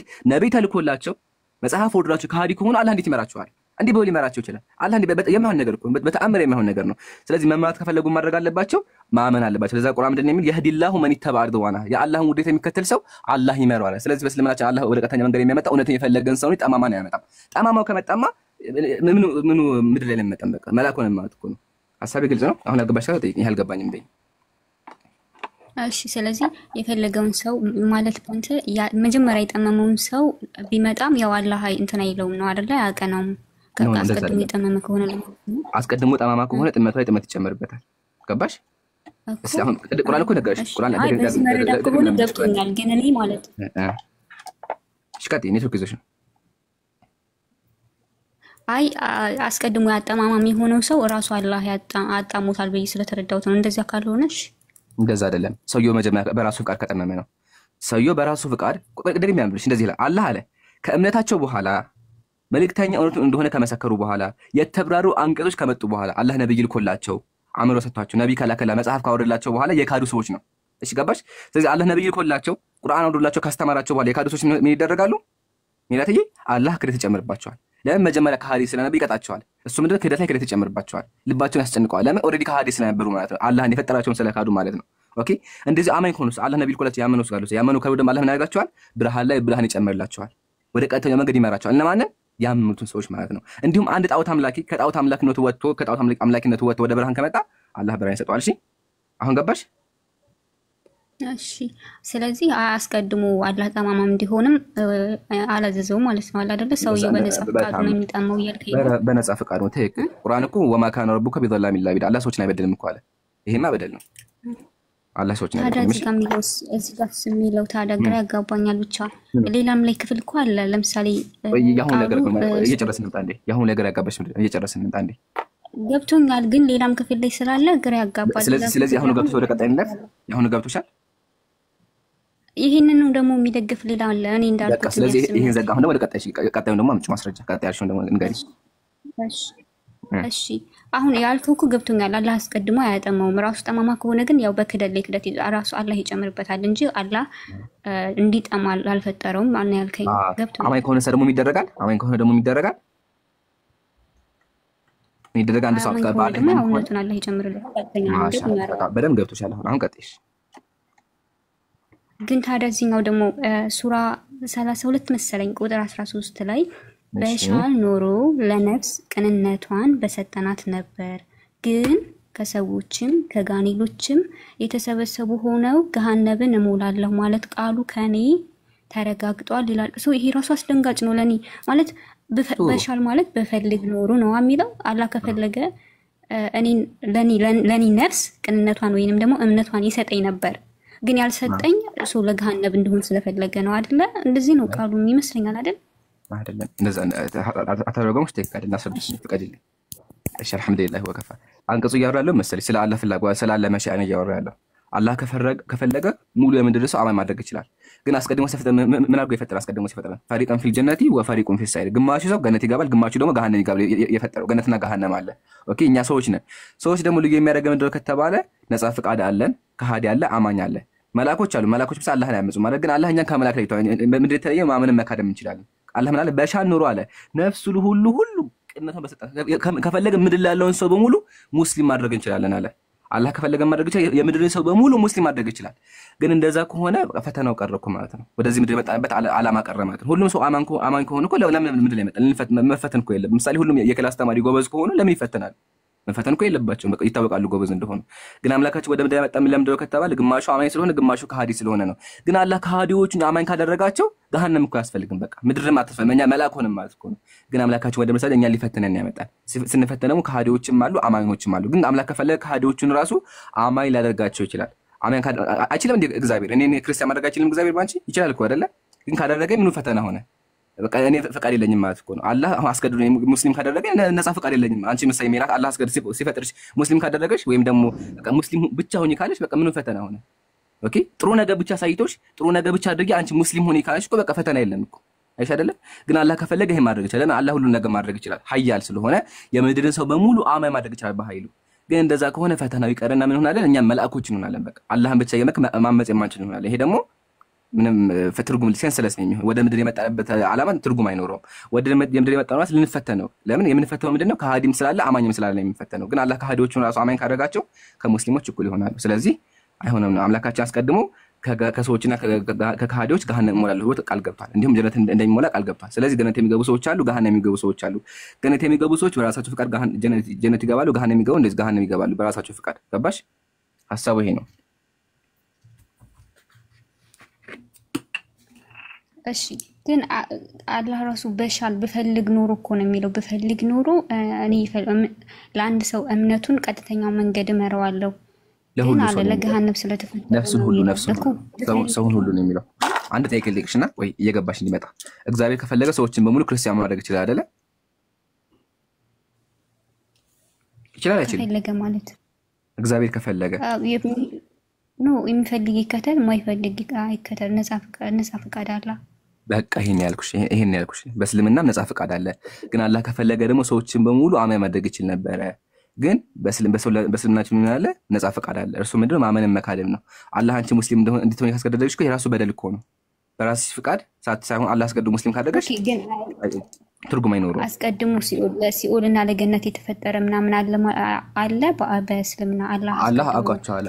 ወይ ጥያቄው ነው። የመጀመሪያ እዚህ ጋር እንጨርስ። አላህ አውቃቸው እሱ ቀዳና ቀደር በኋላ እናወራበታለን። መጀመሪያ የገባሽ ገብቶኛል። ግን ይሄ ኮንቴክስቱ እንደዛ ስላልመሰለኝ ነው። አይ በቃ ማን እንደገባሽ አንድ ምሳሌ ላንሳልሽ እንዲገባሽ ማለት ነው። ለሁለቱም አንድ ምሳሌ ላንሳልሽ እሺ። ያው ትምህርት ስለሆነ እንዳይደብርሽ። መጽሐፈ ምክር ምዕራፍ 7 ቁጥር 13 መጀመሪያ እግዚአብሔር ሰዎችን ያጠማል አያጠምም?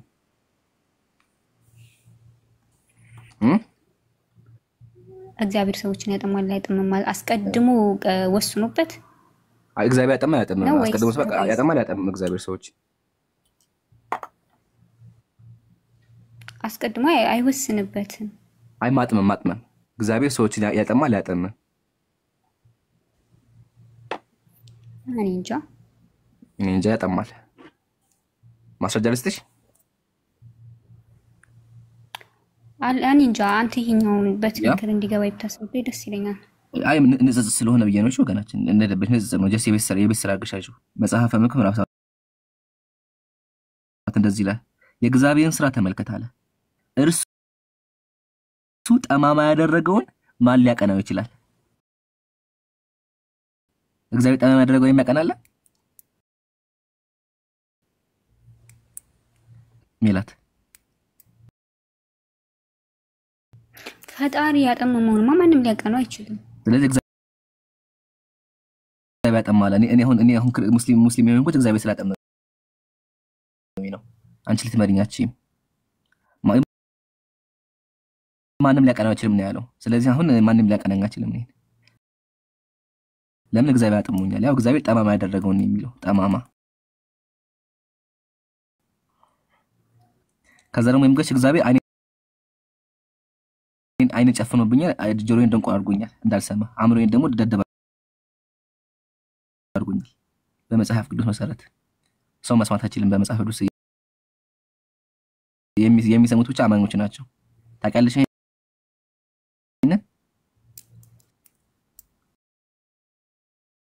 በቃ የቤት ስራው ያጅ በቃ አትመልሺ። ቤት ስራው ብቻ ያጅሽ አላስጨንቅሽም። እኔ የዮሐንስ ወንጌል ምዕራፍ 12 እንደዚህ ስለዚህ ዮሐንስ ወንጌል ቆይ አንዴ ልስተሽና ተቀጣያለሽ። አቤት ኦፓል እንዴት እንኳን ደህና መጣሁ። የወንጌሎቹን ፔጆቹን እየነገርካት ቅድም ተናግራለች ብዙ ማለት በአይናቸው እንዳያዩ በልባቸው እንዳያስተውሉ እንዳይመለሱ እኔ እንዳልፈውሳቸው አይናቸውን አሳወረ፣ ልባቸውን አደነደነ ብሏልና ስለዚህ ማመን አቃታቸው አለ። አይተለ የስተአምር ይሳ ግን አያምኑ። ለምን አያምኑ? እግዚአብሔር አስቀድሞ አይናቸውን አሳውሮታል፣ ያው ልባቸውን ደግሞ አደንድሮታል፣ ደንቆራባቸው፣ በቃ ምንም አይሰሙም። ስለዚህ ማመን አቃታቸው። ስለዚህ ማመን አቃታቸው አለ። እነሱ ማመን ቢፈልጉ ግን አልቻሉም። ለምን? እግዚአብሔር አስቀድሞ ደንቆሮ ስላደረጋቸው ማለት ነው። ይሄ ተጋቢ ነው ታስቢያለሽ? በስለምን እንደዚህ ተስተምሮ የለም። በቃ ይቅርብሽ፣ የቤት ስራው ሰጁ። እሺ እንቀጥላለን። መልሽ ቢያ ያስጨንቅሽኝ ብዙ ጥቅሶች አሉ በመጽሐፍ ቅዱስ፣ ግን እንድትጨነቂ አልፈልግም እኔ። እሺ አሁን ጥያቄሽን ቀጥይ። ሜላት አለሽ? ስለዚህ መለስክልኝ። አሁን የሱራ 32:13 ላይ እሱን ጨረስን እኮ። እሱ ላይ አልገባሽ አለ እና ለነፍስ ቅንነቷን በሰጠናት ነበር የሚለውን ብቻ ያስረዳኝ። ለነፍስ ቅንነቷን በሰጠናት ለነፍስ ሁሉ ማለት የምድር ሰዎችን በሙሉ ማለት ነው። ደግም ብላ ብለሽ በሻን ኑሮ አለ ነፍስን ሁሉ ቅንነቷን በሰጠናት ነበር አለ። ከፈለገን የምድርን ሰው በሙሉ አማኝ ማድረግ እንችል ነበር አለ። አላህ ከፈለገ ማድረግ ይችላል። ከሃዲዎችን በሙሉ አማኝ ማድረግ ይችላል። ግን አላህ ከሃዲዎችን አማኝ ካደረጋቸው አስገደዳቸው ማለት ነው። የሚያት መሰለ አንቺ አላህ አስገድዶ ሙስሊም ካደረገች ይሄ በደል ነው አይደለ? ግን አላህ ከፈለገ ይችላል። ግን ደግሞ እኔ አስቀድሜ ቃል ገብቻለሁ። እሱ ምንድነው ቃል ይገባው አምላካችን? ከሃዲያን ገሃነም ይገባሉ ብሎ ቃል ገብቷል አምላካችን። እኔ ፈጠረው በእኔ የሚያምን ካለ ገሃነም ይገባል ቃል ገብቷል። ግን ከፈለገ ደግሞ አላህ እነዛ ከሃዲዎቹን ራሱ ሊመራቸው ይችላል። ግን ከሃዲዎቹን አላህ ከመራቸው ይሄ ራሱ በደል ነው ያውቁሻለሁ። ተገደሻል አንቺ ሜላት። መሰለ አንቺ አላህ አስገድዶ ሙስሊም ካደረገች ይሄ በደል ነው። ነፃ ፈቃድ አለሽ ማለት ነው የለሽም ማለት ነው አይደል? አላህ አስገድዶ ሙስሊም ካደረገች ተገደሽ ሙስሊም ከሆንሽ ስትፈጠሪ ሙስሊም ነሽ ከተባልሽ ግን በእስልምና ነፃ ፈቃድ አለ። ነፃ ፈቃድ ስላለ አምላካችን ነፃ ፈቃድ ሰጠን። እሱ ምንድነው? አንድ ሰው ከፈለገ ይመን ከፈለገ ይካዳል። ማስረጃ ሱረቱል ካፍ ቁጥር 18 አምላካችን ማለት ተመልከቺ፣ እውነቱ ከጌታ ነው አለ። ወቀውል ሐቁ ሚን ረቢኩም፣ እውነቱ ከጌታ ነው። የሻም ሰው ይመን የሻም ሰው ይካዳል። ስለዚህ አንድ ሰው ማመንም መካድም ይችላል። ግን አላህ ከፈለገ ደግሞ ሰዎችን በሙሉ ሙስሊም ያደርጋቸው ይችላል። ግን ሰዎችን በሙሉ ሙስሊም ካደረጋቸው ይሄ በደል ነው። በቃ አስገድዳቸው ማለት ነው። ተገደሽ ሙስሊም ከሆንሽ የራስ ነጻ ፈቃድ የለሽም ማለት ነው። ነጻ ፈቃድ ከሌለን ደግሞ መላክ ልንሆን ነው። አምላክ ደግሞ እኛን ከአምላክ ለይቶ የፈጠረ ገባሽ አሁን? ስለዚህ ሰው የሚክደውም የሚጠማውም የሚያምነውም በነጻ ፈቃዱ ነው እንጂ ባለውሳኔ አይደለም። አዎ በነጻ ፈቃዱ ነው። አምላካችን ተናገረ እኮ እውነቱ ከጌታ ነው አለ። ሱረቱል ያጂ ቁርአን ላይ ሱረቱል ካህፍ ቁጥር 29 ሱራ 18 ቁጥር 29 ደግሜ ላንብብልሽ። እውነቱ አለ ከጌታ ነው አለ። እውነት ማን ነው? እውነት አላህ ነው። እሺ የሻ ሰው ይመናል፣ የፈለገ ሰው ይመን፣ የፈለገን ሰው ይካድ።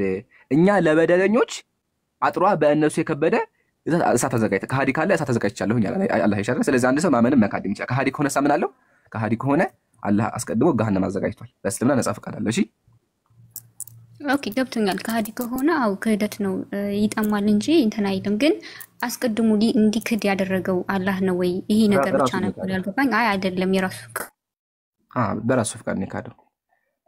አላህ አስቀድሞ ከሃዲ ካደረገው ይሄ ምኑን እንትን ሆነ? ቁርአን እኮ ወማ ካነ ረቡከ ቢዘላሚን ሊልዓቢድ አለ። አላህ ሰዎችን አይ ካሜራ ያልከፈኩት ኔትወርክ ያስቸገራ ስለሆነ ነው። እሺ ኔትወርክ የተቋረጠበት ስለሆነ ካሜራ ስከፍት ያስቸግራታል። ለዛ ነው ተቋርጦ ነበር እያወራከ ነበር አልሰማም። ለዛ ነው ኔትወርክ ይዞሻል። እሺ ተመልሶልሻል? አይ ሊክድ እኔ አሁን ከመካዱ በፊት እንዲክር ተደርጎበት ነበር ወይ የሚለው ብቻ ነው እንጂ ከካደ በኋላ አው አላህ በዛው ክህደቱ ሊጨምርበት ይችላል። በዚህ ችግር የለብኝም። ግን አስቀድሞ ራሱ እንዲክድ የተደረገበት ፈጣሪ ነው ወይ የሚለው ነው። ኖ አይደለም፣ በተአምር አይደለም። በእስልምናችን አላህ ሰዎችን ከሃዲ አድርጎ አይፈጥርም። ቅድም ከሰጥ ይችላል። አምላካችን ሱረቱል ፉሲላት ቁጥር 46 ያጅ በዝግቢ ሱረቱል ፉሲላት ቁጥር 46 ምንድነው የሚለው? መልካም የሰራ ሰው ለነፍሱ ብቻ ነው፣ ያጠፋው ሰው በራሱ ላይ ነው አለ። ጌታ ለባሮቹ በዳይ አይደለም አለ። አላህ ሰዎችን አይበድልም። በእስልምና አንድ ሰው ማመንም መካድም መብት አለው። ቢያምንም በራሱ ፍቃድ በራሱ እንትን የሚያው ቢከድም በራሱ እኔ ቢከደው ሜላት አንቺን ክርስቲያን እንድትሆኝ ያስገድደሻል አይደለም? በቃ ስለዚህ አላህ ያስቀድማት እኮ ሲምፕሊ ባንቺ ራሱ እዚህ ጋር አይደለም። እዚህ ጋር የቅድሙን ለምሳሌ የመጀመሪያውን የሱራ 6ን ሳነበው እኔ እንደዚህ እኔ ለምሳሌ እኔ ሌላ እምነት እንዲኖረኝ ራሱ አላህ ነው ያደረገኝ ወደሚል ጥያቄ ስለማክሰራ እንደዛ አይደለም። ይልቁ አስረድሻለሁ። አምላክ አስቀድሞ ያውቃል እንጂ አንቺን ከሃዲ እንድትሆኝ አያስገድድሽም። ከሃዲ እንድትሆኝ ካስገደደሽማ ለምን ወደ ምድር አመጣሽ እንዴ? ከሃዲ እንድትሆኝ ካስገደደሽ ወደ ምድር ለምን ያመጣሻል? ነጻ ፈቃድ አለው በእስልምና። ለምን ከሃዲ እኮ አንቺ ስትፈጠር ያለ ከሃዲ አጎ ከፈጠረሽ ለምን ወደ ምድር ትመጫለሽ? ለምን ዘሎ ገሃነም ያስገባሽ? እንደዛ ከሆነማ ተይ እንጂ አያስኬድም። ራሱ እኮ ይሄ እኮ ነው ጥያቄ ሆነብኝ። እንዴት እኔ እንድክድ ከሆነ ለምን አስመጣይ? ሲጀመር ገሃነምን ሙላት አለው ምናምን ሲል ኦኬ እኔ ለገሃነም ሙላ ነው የፈጠረልኝ ማለት ነው ወደሚል ጥያቄ አማራል ታውቃለህ።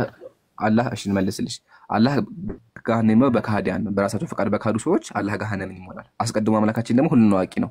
የወደፊቱን ነገር ያውቃል። ሰዎች እንደሚክዱም ያውቃል። ሰዎች እንደሚክዱ ስላወቀ ምን አዘጋጀ? ገሃነም አዘጋጀ። እንዲሁም ሰዎች እንደሚያምኑ ስላወቀ ምን አዘጋጀ? ጀነት አዘጋጀ። ጀነት ማለት ገሃነም ማለት ኦኬ። ስለዚህ ከሃዲያን ይገባሉ፣ ገሃነም ይገባሉ። ግን እዚህ ጋር ማቃለዮች ከፈለገ አላህ ከሃዲዎችን በሙሉ አማኝ ማድረግ ይችላል። ከፈለገ አላህ ከሃዲያኖችን በሙሉ አማኝ ማድረግ ይችላል። ግን አማኝ ካደረጋቸው ራሱ ትርጉም አይኖረውም። አንቺ ከሃዲዎች ክርስቲያኖች አይደል? አላህ አንቺ አስቀድሞ ሙስሊም ካደረገሽ ራሱ ትርጉም አይኖረውም። ነጻ ፈቃድ የለም ማለት እኮ ነው። አንቺን አላህ አስቀድሞ ሙስሊም ነሽ በቃ ክርስቲያን እንዳትሆኝ ብሎ አምሮሽን ዝግት ካደረገብሽ እንደ ክርስትና ነጻ ፈቃድ የለሽም ማለት እኮ ነው።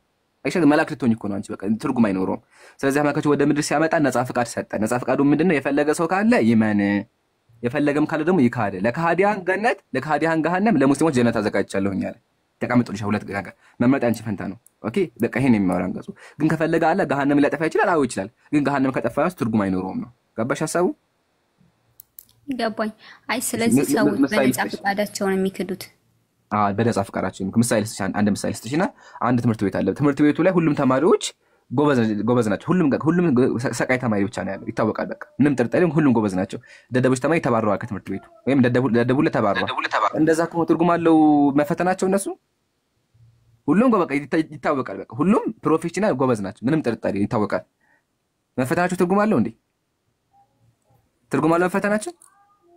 እንዴት አልገባኝም። አባባ ትምህርት ቤት ፈተና የምንፈተነው ለምንድን ነው? ጎበዝ ከሰነፉ ለመለየት ነው። ማሻአላ። ሁሉም ጎበዝ ከሆነ ፈተና ያስፈልጋል? ያው ደረጃቸውን ለማወቅ ያስፈልጋል። ምን አይ ሁሉም እኩል ሌቭል ከሆኑ ፈተና ያስፈልጋል? ደረጃቸውን ለማወቅ ያስፈልጋል። ኖ እኩል ከሆነ ያኩ በደረጃ የመባለጡ ከሆነ እኩል ከሆነ ሳይፈተኑ ሁሉም በቃ አንድ አይነት ሌቭል ከሆነ እኩልነታቸው እንዴት ይታወቃል? ሳይፈተኑ ኦልሬዲ አስቀድሞ ተመምረው ታውቋላ። ምሳሌ እኔ አስተማሪ ነኝና ሰነፎቹ ተመቆይ ወይ ምሳሌውን ግልጽ አድርገሽ እንዲገባሽ። ምሳሌ እኔ አስተማሪ ነኝ አይደለ? እኔ አስተማሪ ከሆንኩ ሰነፎቹን በሙሉ አስወጣኋቸው እና ወደ ቀጣይ ክፍል ሊዘዋወሩ ተማሪዎቹና ሊዘዋወሩ ሲሉ የቀረው ምንድነው? ጎበዝ ተማሪ ሁሉም ጎበዝ ተማሪ ፕሮፌሽናል ኦኬ። አስቀድመ ሰነፎቹን አስወጥታቸው ጎበዞቹን አስቀርቻለሁ ማለት ጎበዞቹን ብቻ አስቀርቻለሁ። ገባሽ? ሲጀመር ለይታቸዋል። ጎበዝ ከሰነፉ ስለለየህ እነሱ መፈተን አይጠበቅብህም። በቃ ይሄን ያልኩሽ እስልምናም ላይ ይሄ ነው። አላህ ከሃዲያንን በሙሉ ሙስሊም ካደረጋቸው ሁሉም ሰው ሙስሊም ከሆነ ለምን እንፈተው? ለምን ወደ ምድር መጣ? ስለዚህ አሁን አባባልህ በአሁን አንተ ምሳሌ ባደረከው ነገር ላይ ከሆነ አንተ ነህ ሰነፎቹን ካስወጣቸው ማለት ለይታቸው። አላህ ደግሞ ሰነፎቹን ያልኩሽ ያለው እኮ ይሄን ምሳሌ ወደ አላህ ራሱ አስቀድሞ ከሃዲዎችን እናንተ ምሳሌ ወደ እስልምና አምጣለችና ምድር ላይ አምላካችን ሁሉም ሰው ሙስሊም ካደረገው ሁሉም ሰው ሙስሊም ከሆነ ኦሬዲ ፈተና አያስፈልግም። ለምን አያስፈልግም? ሁሉም ሰው ጀነት የሚገባው ምድር ላይ ያለ ሰው በሙሉ ሙስሊም ከሆነ ለምን ወደ ምድር መጣ? ምድር ራሱ የፈተና ነው። አሁን በእስልምናችን አስተምሮ ምድር ራሱ የፈተና ጊዜ ናት። አሁን እየተፈተንን ያለን ኦኬ። ግን ምድር ላይ ያለው ሰው በሙሉ ሁሉም አማኝ ሙስሊም ከሆነ ኦሬዲ ፈተና እኮ አያስፈልግም። ዘለም ጀነት መግባት እንችላለን። ግን ፈተና ያስፈልገው ለምንድን ነው? ጎበዝ ማለት ሰነፍም አለ። ሰነፉ ማን ነው? ጣዖት አምላኪ ናቸው። ሙስሊሞች ደግሞ ጎበዝ ናቸው። ስለዚህ አምላካችን ምን አዘጋጀ? ሪዋርድ አዘጋጀ። ተፈተኑና ሪዋርድ አዘጋጅቼላችኋለሁ አለ። ግን ሙሉ ሙስሊሞች ከሆኑ ገሃነም ራሱ አያስፈልግም። ገሃነም ለሚዘጋጃ እንደዛ ከሆነ ሚላት አላህ ገሃነም ለምን ፈጠረ? በክርስትና በእስልምና ሁሉም ሰዎች አማኝ ከሆኑ እኔ በእስልምና ለምን እንደተፈጠረ አሁን እኔ በእስልምና አሁን ይሄንን ሳነበው አስቀድሞ ነው የፈጠረው የሚል ሐሳቤን የፈጠረብኝ።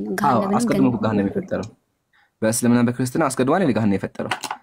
በክርስትና እግዚአብሔር ገሃነም የፈጠረው። አይ እኔ በክርስትና እስከዛሬ ማቀው በአስቀድሞ ሳይሆን ከአዳምና ከሔዋን ውድቀት በኋላ ነው ገሃነም የተፈጠረው። ከዚያ በፊት አልተፈጠረም።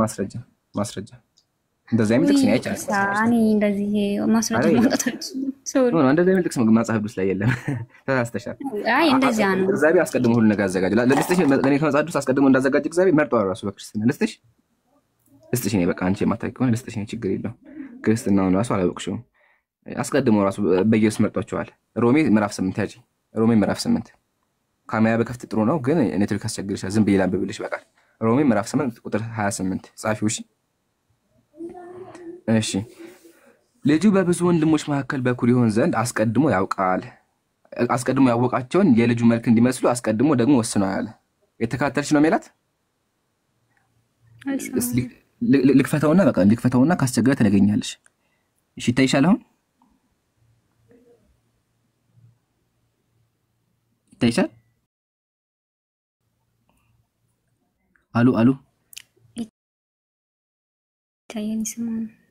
እሺ እንደዚህ ይላል ልጁ በብዙ ወንድሞች መካከል በኩር ይሆን ዘንድ አስቀድሞ ያወቃቸው የልጁ መልክ እንዲመስሉ አስቀድሞ ወስኗል። እግዚአብሔር አስቀድሞ የወሰናቸው እነዚህን ደግሞ ጠራቸው አለ። የጠራቸውን እነዚህ ደግሞ አጸደቃቸው፣ ያጸደቃቸውን ደግሞ አከበራቸው አለ። እግዚአብሔር የጠራቸው እነማን ነው? አስቀድሞ ያወቃቸው ነው የመረጣቸው ነው። አስቀድሞ ያወቃቸው ልጅ እንዲመስሉ መርጧቸዋል አለ። የተመረጠው አይደለ?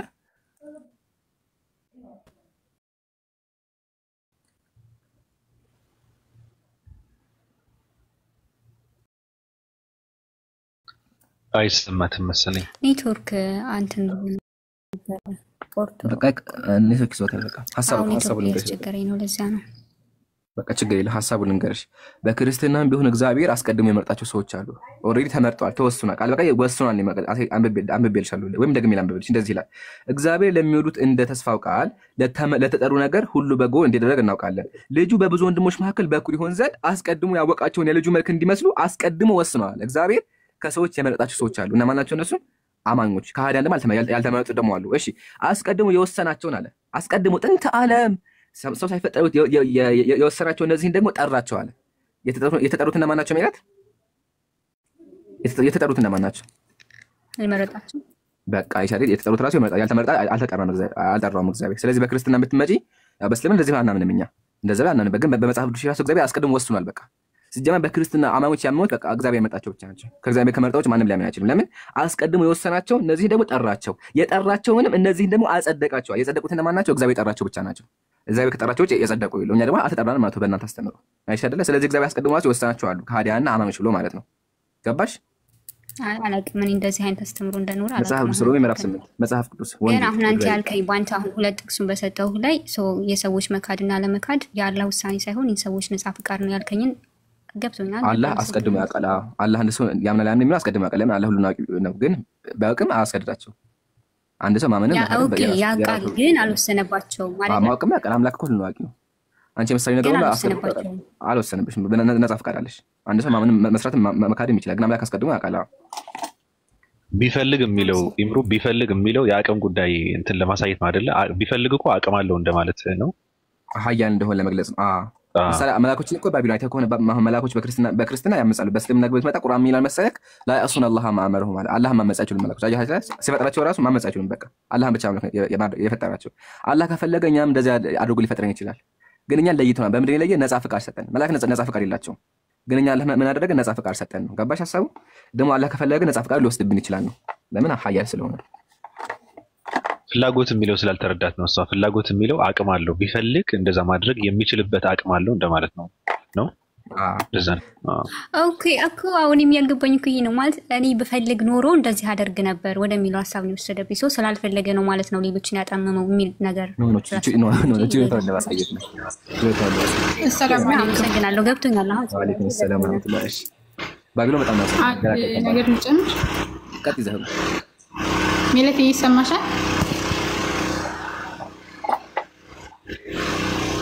ሰማል ድምጼ ሰማላ አላህ Subhanahu Wa Ta'ala ምን ፈጥሮ መሰለሽ መላእክትን ፈጥሯል መላእክቶች ነፃ ምርጫ የላቸውም እሱን ብቻ እንዲገዙ ነው የተፈጠሩት የሰው ልጅ ደግሞ ነፃ ምርጫ አድርጎ ነው የፈጠራቸው ነፃ ምርጫ አላቸው የሰው ልጆች እና አላህ Subhanahu Wa Ta'ala ሰዎችን ልክ አሁን እነዚህ ነፃ ምርጫ ያላቸው ሰዎች እንደ መላእክት አድርጎ መፍጠር ይችላል ነገር ግን ደግሞ እኛ ሲፈጥረን ከፈጣጣራችን ነፃ ምርጫ ያላቸው ፍጥሮች አድርጎ ነው የፈጠረን ገብቶሻል ነፃ ምርጫ አድርጎ ስለፈጠረን ነፃ ምርጫ አድርጎልን ስለፈጠረን ምንድነው የሚያደርገው አላህ Subhanahu Wa Ta'ala እነዚህን ነገራት እየካዱ ሰዎች ጀሃነም ይገባሉ ያልካዱ ሰዎች ደግሞ ያመኑ ሰዎች ደግሞ ጀነት ይገባሉ ብሎ አምላካችን አላህ አስቀድሞ የወሰነ ውሳኔና በአፈጣጠር ያስቀመጠው ነገር ስለሆነ በዛ መልኩ ነው የሚሄደው እያለ ነው እንጂ አላህ Subhanahu Wa Ta'ala እኛን ስለጨከረብን ወይም ደግሞ የሆነ ነገር ስለሆነ ጀሃነም ያስገባናል ምናምን የሚለው ምሳሌ ለማያዝ አይደለም አንቺ እንደተረዳሽው አይደል እንደዛ ሳይሆን ልክ እንደንተና ያደርገ ነበር እንደ መላእክቶች ያደርገ ነበር ከፈለገ ያንን የማድረግ ችሎታ አለው አምላክ በሁሉም ነገር ላይ ቻይ ነው ለማለት ተፈልጎበት ነው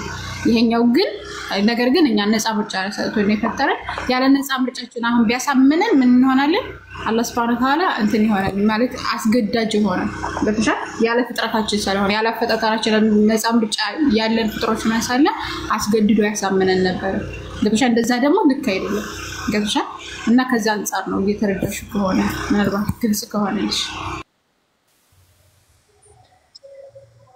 እሺ አመሰግናለሁ ዛህሩ የሆነ ድምጽ ነበር አብሮሽ መሰለኝ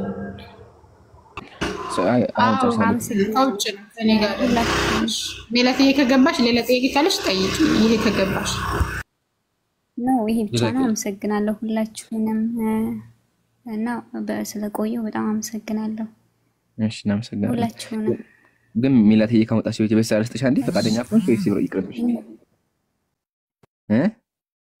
የቤት ስራ ስለምን በመጽሐፍ ቅዱስ ላይ ምን አጥንቼ ምናምን እንደመጣ በዛውም ያንቺንም እንድታውቂ በእስልምና ላይ አሳውቀንሻል ተመልሶልሻል በክርስትና ያለው ልስጥሽ ብዬ ነው ልጠይቅሽ ሳይሆን የቤት ስራ አገርሽ ሰጁና ከዛ አመሰግናለሁ ግራ ያጋባኝ ጥያቄ ነበረ ስለመለስክልኝ በትህትና በጣም አመሰግናለሁ እና ቡቃያ በጣም አመሰግናለሁ ባቢሎን ሁላችሁንም እሺ እና ሰውት ችግር የለውም ቁጭ በይ ቤትሽ እኮ ነው ምንድነው ሜላቲ ያለሽ ገብቶሻል ሜላትዬ ምን አልሽኝ ኢምራን ያለሽ አሁን ልክ እንደዚህ ተመሳሳይ ሀሳቦች ባይብል ላይ አሉ መጽሐፍ ቅዱስ ላይ አሉ ክፍላቸውም ምዕራፋቸውን ቁጥራቸውን ልስጥሽና አንብቢያቸው ነው ያለሽ እየጋበዘሽ ነው ገብቶኛል አይ ችግር የለውም አያስፈልግም ብዬ ነው ማለት እኔ ግራ ያጋባኝን ጥያቄ ጠየቅኩት እና እንዴ ስለ መጽሐፍሽ እኮ ነው ሜላቲ ተቀበዩ እንጂ ለምንድን ነው መጽሐፍ ቅዱስ ላይ ያደረገው አብቀበለውም ሄጅ አላጠናውም ለዛ ነው ለምን ይሄ ተቀብዬው ሄጄ አጥንቼ ምናምን እንደዛ ስለማላደርግ ነው ረሳዋለሁ። ስለዚህ ባይብል አታጠኝም ማለት ነው። ይሄ ራሱን የቻለ ችግር ነው። ባይብል ማንበብ አለብሽ። ምክንያቱም አሁን ከአንቺ የተረዳሁት ምንድን ነው መሰለሽ፣ ከፈረሱ ጋሪው ቀደመ የሚባል ነገር አለ። ይሄ ማለት ልመልስልሽ፣ ማስቀደም የነበረብሽ ኦርቶዶክስ እንደመሆንሽ መጽሐፍ ቅዱስ 80 አሐዱን ማወቅ ነበረብሽ። ኢምፖርታንት ነገር እንኳን ማለት ነው። ሁለተኛ የአንቺ ኦርቶዶክስ ክርስቲያን አስተምሮ ከሌላዎቹ ጋር በምን እንደሚለይ ማወቅ አለብሽ። እነዚህ ኢምፖርታንት ናቸው። ከሙስሊም ጋር ንጽጽር ለማድረግ ምናምን አይደለም፣ ለራስሽም ነው። አይ መጽሐፍ ቅዱስ አላነበም፣ አሁን አንቺን እየተረዳሁት ኮምፎርታብል ዞን ነው የምትፈልጊው። ይከብዱኛል ብለሽ የምታስቢያቸውን ነገሮች አትፈልጊያቸውም። እና የኢየሱስ ክርስቶስ ፍቅር ብቻ በቂ አይደለም ለመዳን ይሄ ብቻ በቂ አይደለም። የሚገርምሽ ድህነት ፕሮሰስ አለው። በተለይ ኦርቶዶክስ ክርስቲያን ከሆንሽ፣ ፕሮቴስታንት ብትሆኚ ኦኬ በቃ አንዴ በጸጋው ድኛለሁ ብለሽ ሮሜ ትጠቅሽ ነበረ። ገባሽ አባባሌ? ኦርቶዶክስ ክርስቲያን ስለሆንሽ ግን ድህነትሽ ገና አላለቀም። ድነናል፣ እየዳንን ነው፣ እንድናለን እያሉ ነው የሚቀጥሉት እነሱ እስከ መጨረሻው ድረስ ማለት ነው። ስለዚህ መጽሐፍ ቅዱስ ማንበብ አለብሽ። የቤተክርስቲያንሽን ዶግማ ማወቅ አለብሽ። ቀኖናሽን ማወቅ አለብሽ። ሁሉንም እንኳን ማወቅ ባትቺ ኢምፖርታንት የሚባሉት ለአንቺ ነው። መተሽ ለኢምራን ለመመለስ አይደለም። ኢምራን ኮምፓራቲቭ ላይ ለሚሰራው እሱ የቁርአን አማኝ ነው። እንደምታየው መጽሐፍ ቅዱስንም እያነበበ ነው የሚያስተምረው። ለእሱ ሳይሆን ለእኛ ሳይሆን ለአንቺ። አሁን እኔ ቁርአን ገጽ እየገለጽ ስታወሪ ቅድም እየተገረምኩ ነበር። በጣም ትኩረት ሰርቼ እየሰማሁ ስለነበረ መጽሐፍ ቅዱስ ነበር እጅ ላይ ምን ነው የነበረበት ሚላትዬ ማወቅ የነበረብሽ መጽሐፍ ቅዱስ ለምን እስልምና ለአንቺ ትርፍ ነገር ልጨርስልሽ ሐሳቤን። ለአንቺ እስልምና ትርፍ ነገር ነው። አባባሌ ገብቶሻል? ምክንያቱም ማወቅ የነበረብሽ መጀመሪያ ማወቅ የነበረብሽ እንደ አንድ ኦርቶዶክስ ክርስቲያን ሴት ክርስትናሽን የሚያዳብሩ፣ ሁለተኛ መጽሐፍ ቅዱስ ላይ ያለው የወንጌል ጥቅስ መጽሐፍ ቅዱስ መጽሐፍ ነው። አያስፈልግም የሚባል ነገር የለም ከዘፍጥረት እስከ ዮሐንስ ራእይ ማለት ነው። ስለዚህ እለት እለት የምትዋጊበት መሳሪያሽን ነው። ሰው መሳሪያው እንዴት አልፈልግም ይላል? ገብቶሻል? አንድ ወታደር ያለ መሳሪያ አይንቀሳቀስም። መጽሐፍ ቅዱስ ለአንቺ ኃይልሽ ነው። የኢየሱስ ክርስቶስ ፍቅርም ያለው አዲስ ኪዳን መጽሐፍ ቅዱስ ላይ ነው። ስለዚህ ማቴዎስ ወንጌልን ካላነበብሽ፣ የዮሐንስ ወንጌልን ካላነበብሽ፣ ገባሽ አይደለ? ሉቃስን ካላነበብሽ እንዴት አድርገን ነው አንቺን ሃንድል የምናደርገው? አሁን ዛሬ አላነበብኩም ስላልሽ በቀንነት ነው ጥያቄዎች የተመለሱልሽ። ሁሌ ግን እየመጣሽ ሻይን ያላነበብ እናንተ ልጠይቅበት እድል አይሰጥሽም። ኮሜንት ነው እንደምታጠፉት። ኮሜንት አብሮ ጋይስ አታፍኑ ህዝቡን እንዴ። መጪው ትውልድ የተሻለ ነገር ይገባዋል። መናገር ይፈውሳል። ኦኬ አልገባሽም። ምን ያረዳደኝ እኔን አልገባሽም እና ነውና መረዳቴ ልንገርሽ። እሺ ባያ እሺ ንገሪ መረዳትሽ። እኔ የሆነ ጥያቄ በጣም የሚከብድ ነገር ላይ ምሮይ ጥያቄ የሆነብኝ ነገር ካለ ማስታወሻ ደብተር አለኝ። ከፕሮቴስታንትም ከሙስሊምም ከኦርቶዶክስም ያንን ጥያቄ ይዝና ፕሮቴስታንትም ሳገኝ ያንን ጠይቀዋለሁ፣ ኦርቶዶክስም ሳገኝ ያንን ጠይቀዋለሁ እንጂ ሰዎች ይሄን እንትናን ጠይቃቸው ወይ ይሄንን እንደዚህ ሲሉኝ አሊዝም ረስዋለሁ። ሲጀመር ግን ራሴ ተፈጥሮብኝ ከሆነ አሉ የኦርቶዶክስም ጥያቄዎች አሉኝ፣ ከጴንጤም ጥያቄዎች አሉኝ እና አሁንም ለሙስሊም እንደዚህ ጥያቄ ያቀረብኩለት ይሄን ነገር በጣም አሚሮዬ ላይ ስለከበደኝ ያስኩትና ቆይ ሰው ሳገኝ ጠይቀዋለሁ ብዬ ስለያስኩት ነው። ከኦርቶዶክስም እንደዛው ከጴንጤም እንደዛው ሰው አሁን ለአንቺ ለምሳሌ ሆነ ጥቅሰተሽኝ ይሄን እንደዚህ ጠይቄ ብትይ እኔ ላይምሮ ያልፈጠረብኝ ጥያቄ ከሆነ አስቀድሞ ያልፈጠረብኝ ጥያቄ ከሆነ ረሳዋለሁ። ሶ እኔ የምፈልጋቸውን ጥያቄዎች ያስኩ ሌላ ማንንም ሰው ሳገኝ ነው የምጠይቀው። ለዛ ነው እንጂ ነው ካለመፈለግ ካለማንበብ አይደለም። ገባኝ። አሁን ትንሽ ገብቶኛል። ሶ አሁን አንቺ ኦርቶዶክስ ክርስቲያን ማለት ይከብደኛል እውነት ለምሳሌ ክርስቲያን በሚለው እናያዝሽ። ብዙ አይነት ክርስቲያኖች ስላሉ ቴስትሽ ልክ እንደ ኢንስታር ክርስቲያን ነው። በቃ የሚያስፈልግሽን ነገር ብቻ ትይዣትና እሷም ጠይቀ ተፈጠረብሽ ካልገባሽ ነው። ከዛ ውጭ ያለው ነገር ለአንቺ ብዙ ማስፈላጊ አይደለም። አንደርስታንድ አድርጌሻለሁ። ግን ኦርቶዶክስ ክርስቲያን ስትሆኚ አንዱን ጥሎ አንዱን አንጠልጥሎ የሚባል ነገር የለም። እውነተኛ ኦርቶዶክስ ክርስቲያን ነው የምትሆኚ። ገባሽ አባባሌ? ስለዚህ ቀደም የጋበዝኩሽ ኦርቶዶክስ ክርስቲያን መምህራኖች አሉ። እነሱ ጋር እየሄድሽ ብትማሪ ነው የጋብዝሻለሁ። አንቺ አልፈልግም ነው የምትይው። እኔ ግን ኦርቶዶክስ ክርስቲያን ሆነሽ እንድትቀጥይ እውነተኛ ክርስቲያን እንድትሆኚ ስለምጋብዝሽ መጽሐፍ ቅዱስ አንብቢ። ደግሜ ነው የምጋብዝሽ። እምቢ ብትይም እንደገና አንብቢ ነው የምልሽ። ጨርሻለሁ እኔ። አመሰግናለሁ። ግን አሁን የጠየቀችው ጥያቄዎች ምንድን ነው? የእስልምና መጽሐፍ ስላነበብሽ ነው አንብበሽው ነው ጥያቄ የፈጠረብሽ? እና አሁን የጠየቀችውን ጥያቄዎች ራስሽን ነው ያገኘቻቸው ማለት ሜላት እነዚህ ጥያቄዎች መጽሐፍ የሙስሊሞችን መጽሐፍ ስላነበብሽ ነው ጥያቄ ሆነውብሽ አንብበሽ አግኝተሽ አውጥተሽ የጠየቅሽው? ኖ አይደለም። መጀመሪያ ሰማኋቸውና ከዛ ለማንበብ መጀመሪያ ከሰው አይቆይ መጀመሪያ ከሰው ሰማው። ከዛ ራሱን ቁርአኑን ሄጃ አየሁትና አለ። ከዛ ሳነበው በጣም ግራ አጋባኝ። በፈልግ ኖሮ ሰዎችን እንደዚህ አደርጋለሁ ምናምን ሲል ማለት ሰዎች ተማም የሆኑት አስቀድሞ እንደዚህ ተደርጎባቸው ነው የሚል ጥያቄ ፈጠረብኝና ቆይችንማ ለያዛትና ሰው ሳገኝ ጠይቃለሁ አልኩና ጠየቅኩት። እሱ መለሰልኝ በነፃ ፍቃድ ነው አለኝና አመሰግናለሁ። እሺ በመጀመሪያ ሰው ሲያወራ ሰምተሽ ጥያቄን ያዝሽው መጥተሽ ጠየቅሽው። አሁን ደግሞ ጥያቄን ስለምን ያልተቀበልሽው? ገብተሽ አየሽው እኮ ጥያቄ ያለና አለ ጥያቄ ያለና ልታነብ የሚገባ ነገር አለ አለሽ። ለምን አትቀበዩምና ሄደሽ አታነብዩ? ኦኬ ጥያቄ የሚፈጥርብኝ ካለ እኔ የሚፈጥርብኝ ጥያቄ ስለሚፈጥርብሽ እኮ አይደለም። ሰዎችን ሲያወሩ ሰምተሽ አይደለም። ሰዎችን ሲያወሩ ሰምተሽ ነው ይሄ ጥያቄ ከራስሽ ሳይሆን ጥያቄ ስለፈጠረብሽ ሳይሆን ሰዎችን ሲያወሩ ሰምተሽ ነው ሄደሽ ያነበብሽው። አሁን ደግሞ ኢምራን ያወራና ያዚያቸው እነዚህ የሚያወራውን ስለዚህ ሄደሽ ታነብዩዋለሽ። ለምን ከበደሽ?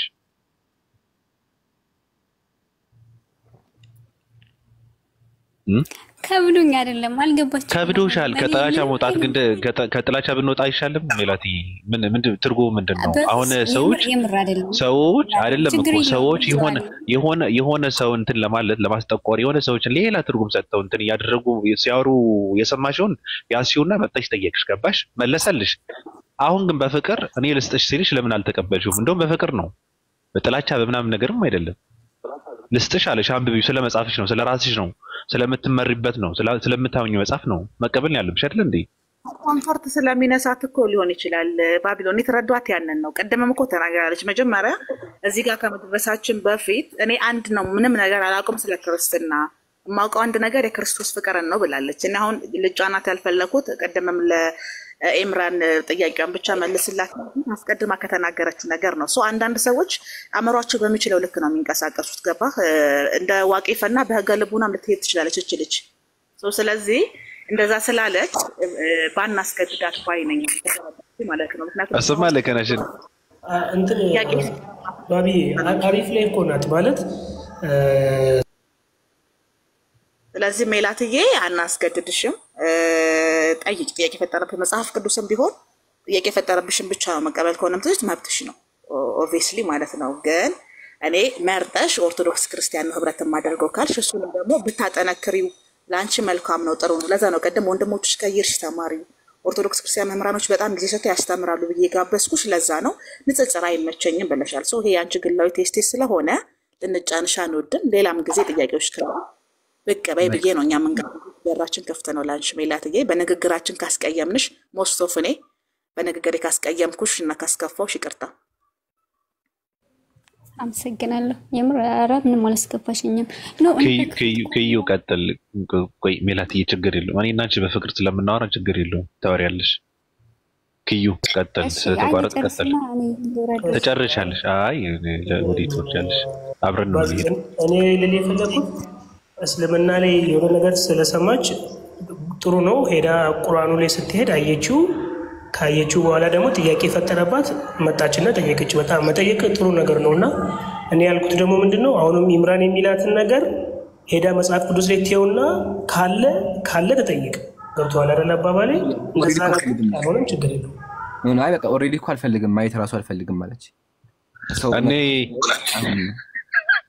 ኢምራን ተረድተሃታል። እሱ ነው እኔም እያልኩ ያለሁት እኮ። አይ እኔ ግን እንደዚህ አይነት ነገር አልረዳም። እኔ ታዲያ መጽሐፍ ቅዱስ ውስጥ ምንድነው የፈራቸው? አሁን መጽሐፍ ቅዱስ ውስጥ ሙስሊም ሊያደርገኝ የሚችል ጥቅስ አለ ብላ ነው የፈራቸው። አንብቢው፣ ደፍረሽ አንብቢው። አይ እንደዛ ነው። እውነት እናውራ ከተባለ እንደዛ ነው። ላስረዳካ እንዴ መሰለህ ወላሂ ይሄ ሪያሊቲም ላይ አለ። አንድ ሰው አይተህ ከሆነ እኮ እያወቀው ግን ማመን የማይፈልግበት አለ። ለምሳሌ አድርገውና ሰው ሲሞትበት ምናምን እንደሞተ እያወቀው ግን መቀበል አይፈልግም። አንድ ሰው አይተህ ከሆነ በቃ እንዳለ አድርጎ ማሰብ ሜላትም እንደዛ ናት። እንዳለ ገብቷታ ግን በቃ እንዲነሳ ማንበብም አልፈለገችም። ለምን ካነበበች አእምሯ ላይ ጥያቄ ይፈጥርበታል። ለዛ ነው ጭራሹን አታወራብኝ እያለች ያለችው እና ሐሳቡን እናከብራለን። ግን ሜላትዬ አትፍሪ፣ ወላሂ ችግር የለውም። መጽሐፍ ማንበብ ሙሉ ሰው ያደጋ ማንበብ አይኮዳሽም። ብታቂው እምነትሽን ትረጂዋለች እንጂ ሌላ ነገር አይፈጥርብሽም። በቃ አልገባሽ ትጠይቂያለሽ። ሊቃውንቶች ጠይቋቸው ብለሽ እነሱ መመርመር ክፉ ነገር አይደለም። አትፍሪሽ ወገናችን፣ ችግር የለውም። እኔ ግን ተረድቻለሁ። ይቅር ባቢሎን ቀጥል። አይ አላወራም፣ እኔ ምንም አላወራም። በቃ ችግር የለውም። እኔና ሜላት በውስጥ ስለምናወራ ችግር የለውም። ቀስ ብለን እናነበዋለን፣ እንትን እየጠጣን እናነበዋለን። ችግር የለውም። ሜላት ታች ሆነ እኛ ቀጥል በቃ አይደለ? እሺ ቀጥሉ ነው። ተቀመጥ። አይ ጠይቀሳለች ብዬ ነው። አይ በቃ ችግር የለውም። ጠይቄው ነበር መለሰልኝ። አመሰግናለሁ። እኔ ፍርሃት ምናምን ጥያቄ ሲኖርሽ እንደዛ እንጂ በቃ ቁርአንን አንብቢ። ጥያቄ ሲኖርብሽ የትኛውንም ጥያቄ ይዝሽ ነሽ ሜላቴ። እና መልካም ምንድነው ሁሉንም ፈትሽ መልካሙን የሚያዙ ይላል ባይብል። ፈታትሽ ራስሽን እንድታሳርፊ ይረዳሻል እና አናስገድድሽም። አላህ ይጠብቅሽ፣ አላህ ይምራሽ። ኢንሻአላህ ዱዓ እናደርግልሻለን። መልካም ጊዜ ይሁንልሽ። እዚህ ያላችሁ 1400 ሰዎች የሁሴን አካውንት በጣም እያስቸገረ ነውና እየገባችሁ ኮፒ ሊንክ ብታደርጉለት ደስ ይለኛል። ኮፒ ሊንክ አድርጉለት። እየገባችሁ መግባት አልቻለም እሱ እንትን እያለ እየጠቆረበት ስለሆነ ማለት ነው ገዝቶ። እሺ አመሰግናለሁ። በቃ እሺ እናመሰግናለን። እንቀጥል። ኦኬ እሺ ሜላት ባታደምጪው እንቀጥል። ህዝቡ እዚህ ጋር ስላለ ይስሙ ህዝቦች ማለት ነውና መጽሐፍ ቅዱስ ትንቢተ ሕዝቅኤል ምዕራፍ 19 አቤት ያውፓል ምናሺ ቀጥል ምራና እኛ እናዳምጣለን። አየሽ መጽሐፍ ሕዝቅኤል ከስንት እንትን በኋላ ነበር ደስ ብሎኛል። እሺ መጽሐፍ ሕዝቅኤል ትንቢተ ሕዝቅኤል ምዕራፍ 14 እንደዚህ ይላል። ነብዩ ቢታለል ቃልንም ቢናገር ያንን ነብይ ያታለልኩት እኔ እግዚአብሔር ነኝ አለ። አንድ የእግዚአብሔር ነብይ የሚሳሳተው ማለት እኔ እግዚአብሔር ነኝ አለ። ከዛ እጄንም በእርሱ ላይ እዘረጋለሁኝ ከህዝቤ ከእስራኤል መካ አጠፋዋለሁኝ አለ። እግዚአብሔር ሰዎችን ያታላቸው ነቢያቶችን ያታላቸውና ከዛ ደግሞ ያጠፋቸዋል። አስባችሁታል? ነቢያት ናቸው፣ የሱ ነቢያት ናቸው፣ ግን ማያጋቸው ያታላቸዋል። ያታለቁ እኔ እግዚአብሔር ነኝ አለ። አንድ የእግዚአብሔር ነብይ ሳት ማን የሚያሳስተው እግዚአብሔር እኔ እግዚአብሔር ነኝ አለ። ከዛ እጄን በእርሱ ላይ ዘርጋ አጠፋዋለሁ። ስለዚህ እግዚአብሔር ሰዎችን ያታለለ ያጠፋቸዋል፣ ራሱ ያታለለ ማለት ነው። አንደኛ። ሁለተኛ ደግሞ ማጀማ ይሄን ተመልከቱ። ከዛ ቆማለሁኝ። ሁለተኛ ተሰሎንቄ ምዕራፍ 2 ቁጥር 11 ስለዚህ ምክንያት በእውነት ያላመኑ ነገር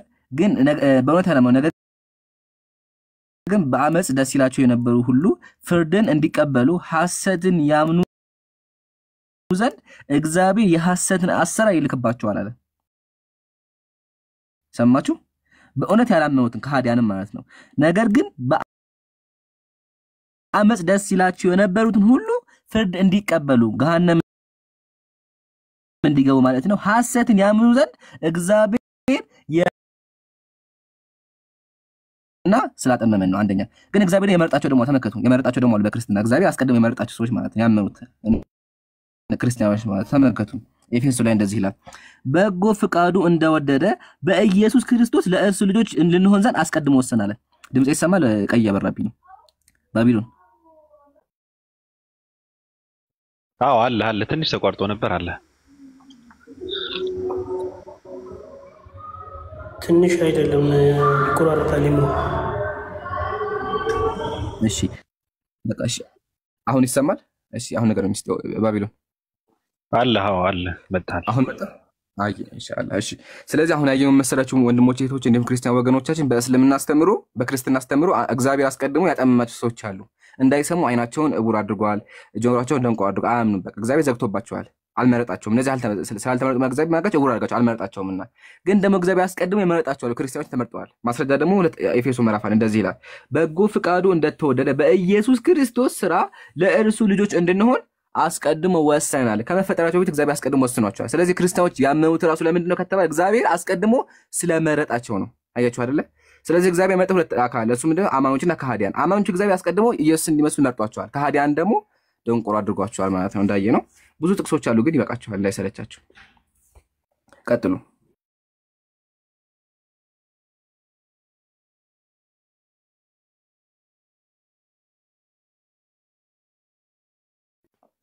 ባቢሎን፣ ኦፓል፣ ዘህሩ፣ ኪዩ ሐሳብ ካለ ሄዱበትና ከዛ ሌላ ሰው እናስገባ።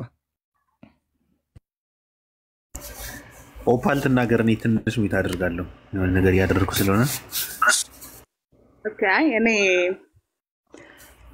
ለኮሜንተሮች ነው ማለት የምፈልገው ነገር ያለው በነገራችሁ ላይ ሰው ጥያቄ ኖሮት መቶ ሲጠይቅ ከምን አንፃር እንደሚጠይቅ ለምን እንደሚጠይቅ የሚመልሰው ሰው ያውቃልና ሁሉንም የምታውቁ አይምሰላችሁ። በጣም ስነ ምግባር የጎደላችሁ ሰዎች በስታችኋል፣ እያየሁ ነው። ለምን እንደዚህ እንደሆናችሁ አላውቅም። በቃ ወይ ደግሞ መድረኩን የምትፈልጉት ከሆነ እኛ ከታች ሆነን ታብታብ እናደርጋለን፣ እናንተ ገብታችሁ መልሱ። የሚመልሰው ሰው ያውቃል እኮ ምን ለምን እንደሚጠየቅ ማን እንደሚጠይቀው ምናምን ያውቃል እኮ የሚመልሰው ሰው። ስለዚህ በጣም ብልጥ እንደሆናችሁና የሆነ ሁሉም ነገር በእናንተ ቁጥጥር ስር ሆኖ ለምን ትረብሻላችሁ? ኮሜንት ላይ ለምንድን ነው የሰው አቴንሽን የምትበትኑት? አልገባኝም በእውነት። ለምን ስነ ስርዓት አይኖራችሁ? ማድረግ የሚጠበቅባችሁ ለተደራሽነት ሼር ማድረግ፣ ኮፒ ሊንክ ማድረግ፣ ታፕታፕ ማድረግ፣ ካቻላችሁ ደግሞ ለሚመልሰው ሰው ሰፖርት ማድረግ ነው። ማድረግ ያለባችሁ ነገር ትታችሁ ማድረግ የሌለባችሁ ነገር ላይ ፎከስ የምታደርጉት የሀበሻ ደም ውስጣችሁ ስላለ ነው እንጂ እኔ ድንቁርና ብቻ አይመስለኝም። ይሄ ድድብና ብቻ አይደለም። በእውነት ስርዓት ይኖራችሁ። ልጅቷ የጠየቀችበት መንገድ እንግዲህ አንድ ሰው አይ እኔ ራሴን አልፈልግም ልሰማው አልፈልግም ላየው አልፈልግም ካለ አንድ ሰው የራሱን ነገር ሊገባችሁ ይገባል። እንግዲህ እቺ ልጅ ብዙ ምክንያት ሊኖራት ይችላል። ምክንያቷ ምንም ይሁን ለኛ ፐርፐዛችን አይደለም። በቃ ምንም ለኛ አይደለም። የጠየቀችውን ጥያቄ መልሰንላታል። እንዳንጠይቃት አላቅም ብላለች።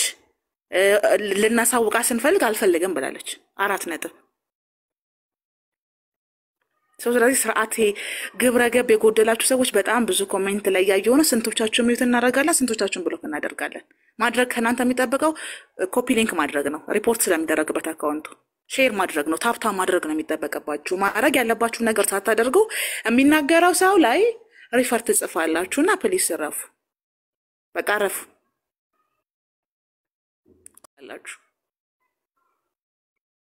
ኃላፊነታችሁን ተወጡ። በነገራችሁ ላይ እንቅፋት ትሆናላችሁ። አንዳንድ ሰው የሚመልሰው ሰው እስካልደከመው ድረስ እናንተ መስማት ከደከማችሁ ስክሮል ማድረግ ነው ያለባችሁ። ስርዓት ይኖራችሁ። አንዳንድ ጊዜ እኛ እናውቃለን እኮ ከየት እንደሚመጡ ለምን እንደሚጠይቁ ማን እንደሚልካቸው ምን እንደሚሰማቸው እኮ እናውቃለን። ግን ይሄ ሚዲያ ነው። ገብቷችኋል? ዛሬ ተገናኝ አውርተን ነገ ማንገናኝ ቢሆን እኮ በቃ ነጥባችን አድርገን እንለያያለን። ፕላትፎርም አጠቃቀም መልመድ አለባችሁ። ፕላትፎርም በየቀኑ ነው የምትገናኙት። ስለዚህ አንዳንዴ ሙሉ በሙሉ በር አይዘጋም። አንዳንዴ ለሁሉም ሰው በር ክፍት አይደረግም። አንዳንዴ ለሁሉም ሰው እድል አይሰጥም። አንዳንዴ ደግሞ ሁሉም ሰው እድል አይከለከልም። ስለዚህ ፕሊስ አንዳንድ ሰው ማድረግ ያለበትን ነገር ስለሚያውቅ ሁሉንም ነገር ሃንድል ለማድረግ አትሞክሩ። በጣም ነው ኢንተራፕት የምታደርጉት። በጣም ነው የምትረብሹት። እጅግ በጣም እና ያስጣላችሁኝ ሁላ እየመጣችሁ ነው። እኔ ደግሞ በነገራችሁ ላይ የሆነ ሰው አንዴ በቃ እስካን ካደረኩ ካሜራ አይወጣም እና ይሄ አስቀያሚ የሆነ ስነ ምግባራችሁን ሃንድል አድርጉ። ያስጣላል። በቃ ዝርክርክርክርክ ነው የምትሉት ኮሜንት ላይ። ነውር እኮ ነው። በእውነት ነውር እኮ ነው። እሷ ብልጥ ሆናም ትጠይቅ፣ ሞኝ ሆና ትጠይቅ፣ ያልገባትንም ትጠይቅ፣ ለውጥ አያመጣም ለኛ። በነገራችሁ ላይ ጊዜ ሰጥቶ የሚመልስላት ሰው ነው ኃላፊነት የሚወስደው። የሚመልሰው ሰው ደግሞ ያውቃል፣ ኤክስፒሪየንስ ያለው ልምድ ያለው ሰው ነው እየመለሰላት ያለው። እና ሁሌ እንደናንተን መጠበቅ በጣም የሀቢባ ተከታይ እየመሰላችሁኝ ነው በእውነት። ሀቢባ እናታችን እነዛ እስራኤላውያኖች አርቴምስ እናታችን እያሉ ሙሴን ሙሉ ቀን ሰላሙን እንደሚያሳጡት ሀቢባ እናታችን እያሉ ደግሞ በዛ በኩል እነ ጉችን የሚያሳብዱ አሉና እዚህ መታችሁ ደግሞ እኛ ላይ እንዳደግሙት አጸዳሻለሁ እያንዳንድሽ። እና ትግላችንን አትጥለፉ፣ መሰናክል አትሆኑብን። ምንም ችግር የለውም እኮ በቃ ዛሬ አላቀም ብላ ነው የመጣችሁ አይደለ? ሌላ ቀን ደግሞ አውቃለሁ ብላ ስትመጣ ምንም ችግር የለውም እኮ። እኛ ሁሉ ብዙ አይነት ትሪደንት አይነት ሰይፍ እኮ ነው ያለን። መቀያየር እኮ ነው ከኛ የሚጠበቀው። ምንም እኮ የሚረብሽ የሚያስፈራን ነገር አይደለም። ስለዚህ ሰው ግን እንዳመጣጡ ነው ማስተናገድ ያለብን። በቃ አላቀም ብሎ የመጣን ሰው አይ አንተማ ታውቃለህ፣ አንተማ ኢህአፓ ልኮ ነው ድብቅ ዓላማ አለ አይ ሄ አንልም። በቃ አላቀም ብላለች፣ ይነበብልሽ አልፈልግም አለች።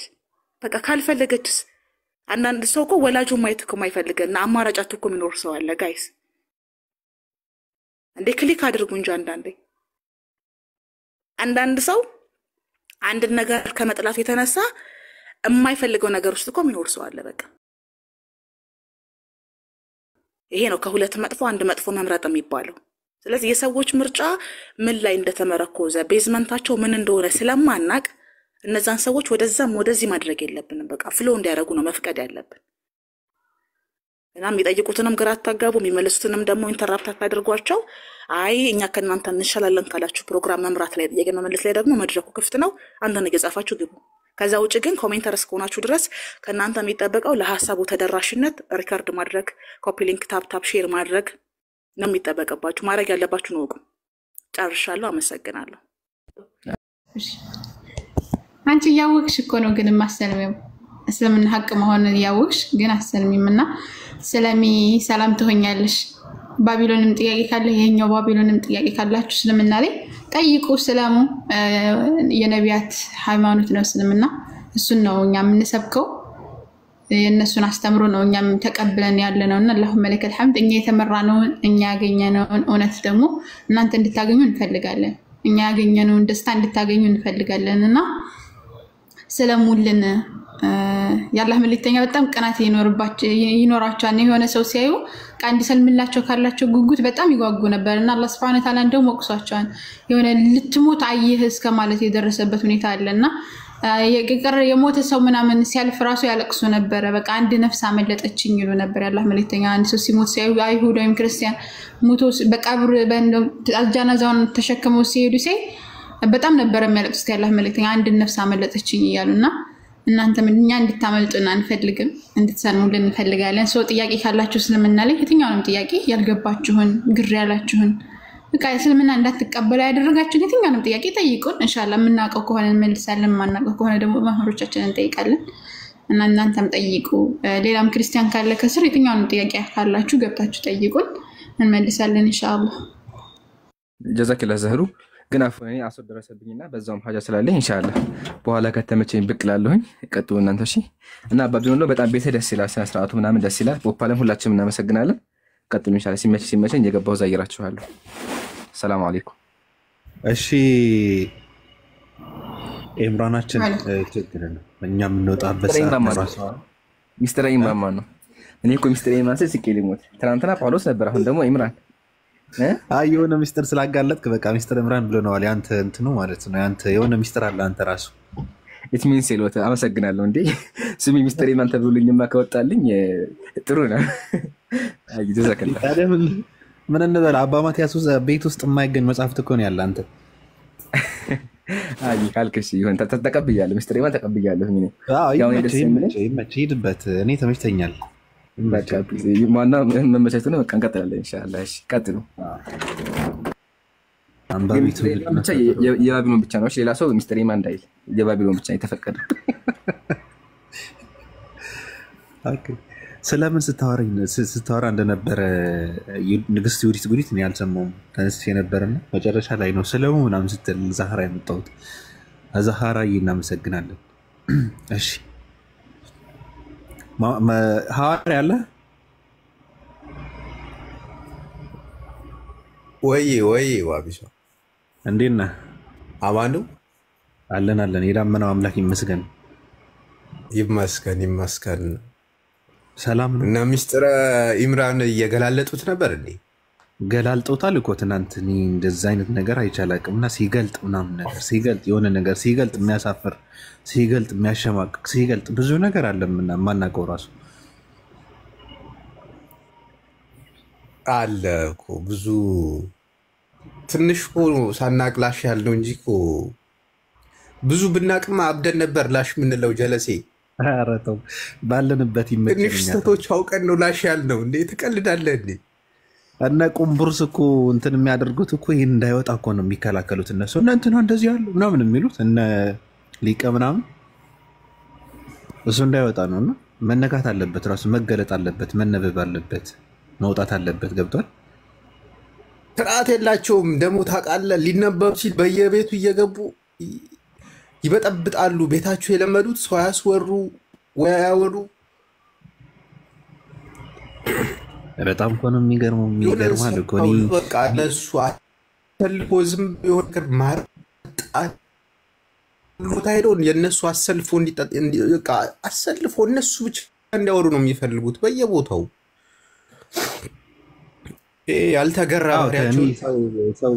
ሰው ከመጽሐፉ እንጂ ከራሱ እንዲነግረኝ አልፈልግም። ራሱ ምንድን ነው እኔ አያስፈልገኝም። ማንንም ሰው በራሱ ፍላጎት ከራሱ ሀሳብ ምንጩ ስሙን የለበትም ራሱ ከመጽሐፉ ያስረዳኝ ከቻለ ሲነክ አያያያ ይላል። ተው በእናትህ ምንድን ነው እንዴ?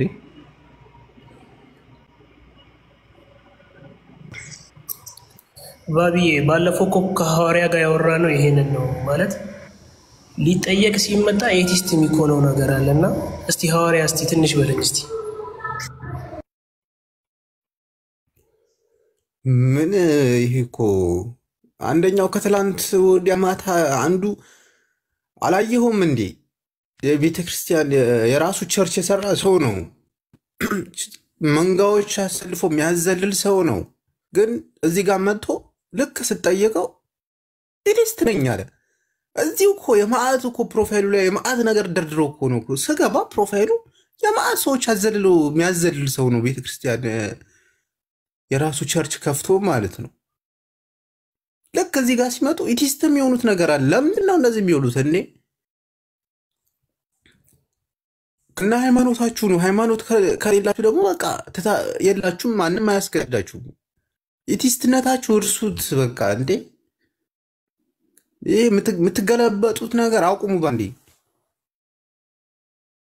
ወይ ደግሞ ፕሮፋይላችሁ ቀይራችሁ ነው ትንሽ እንኳን አይሰቀጥጣችሁም? ያ ሁሉ ሰው መንጋ እየነዳችሁ ኤቲስት ነኝ ስትሉ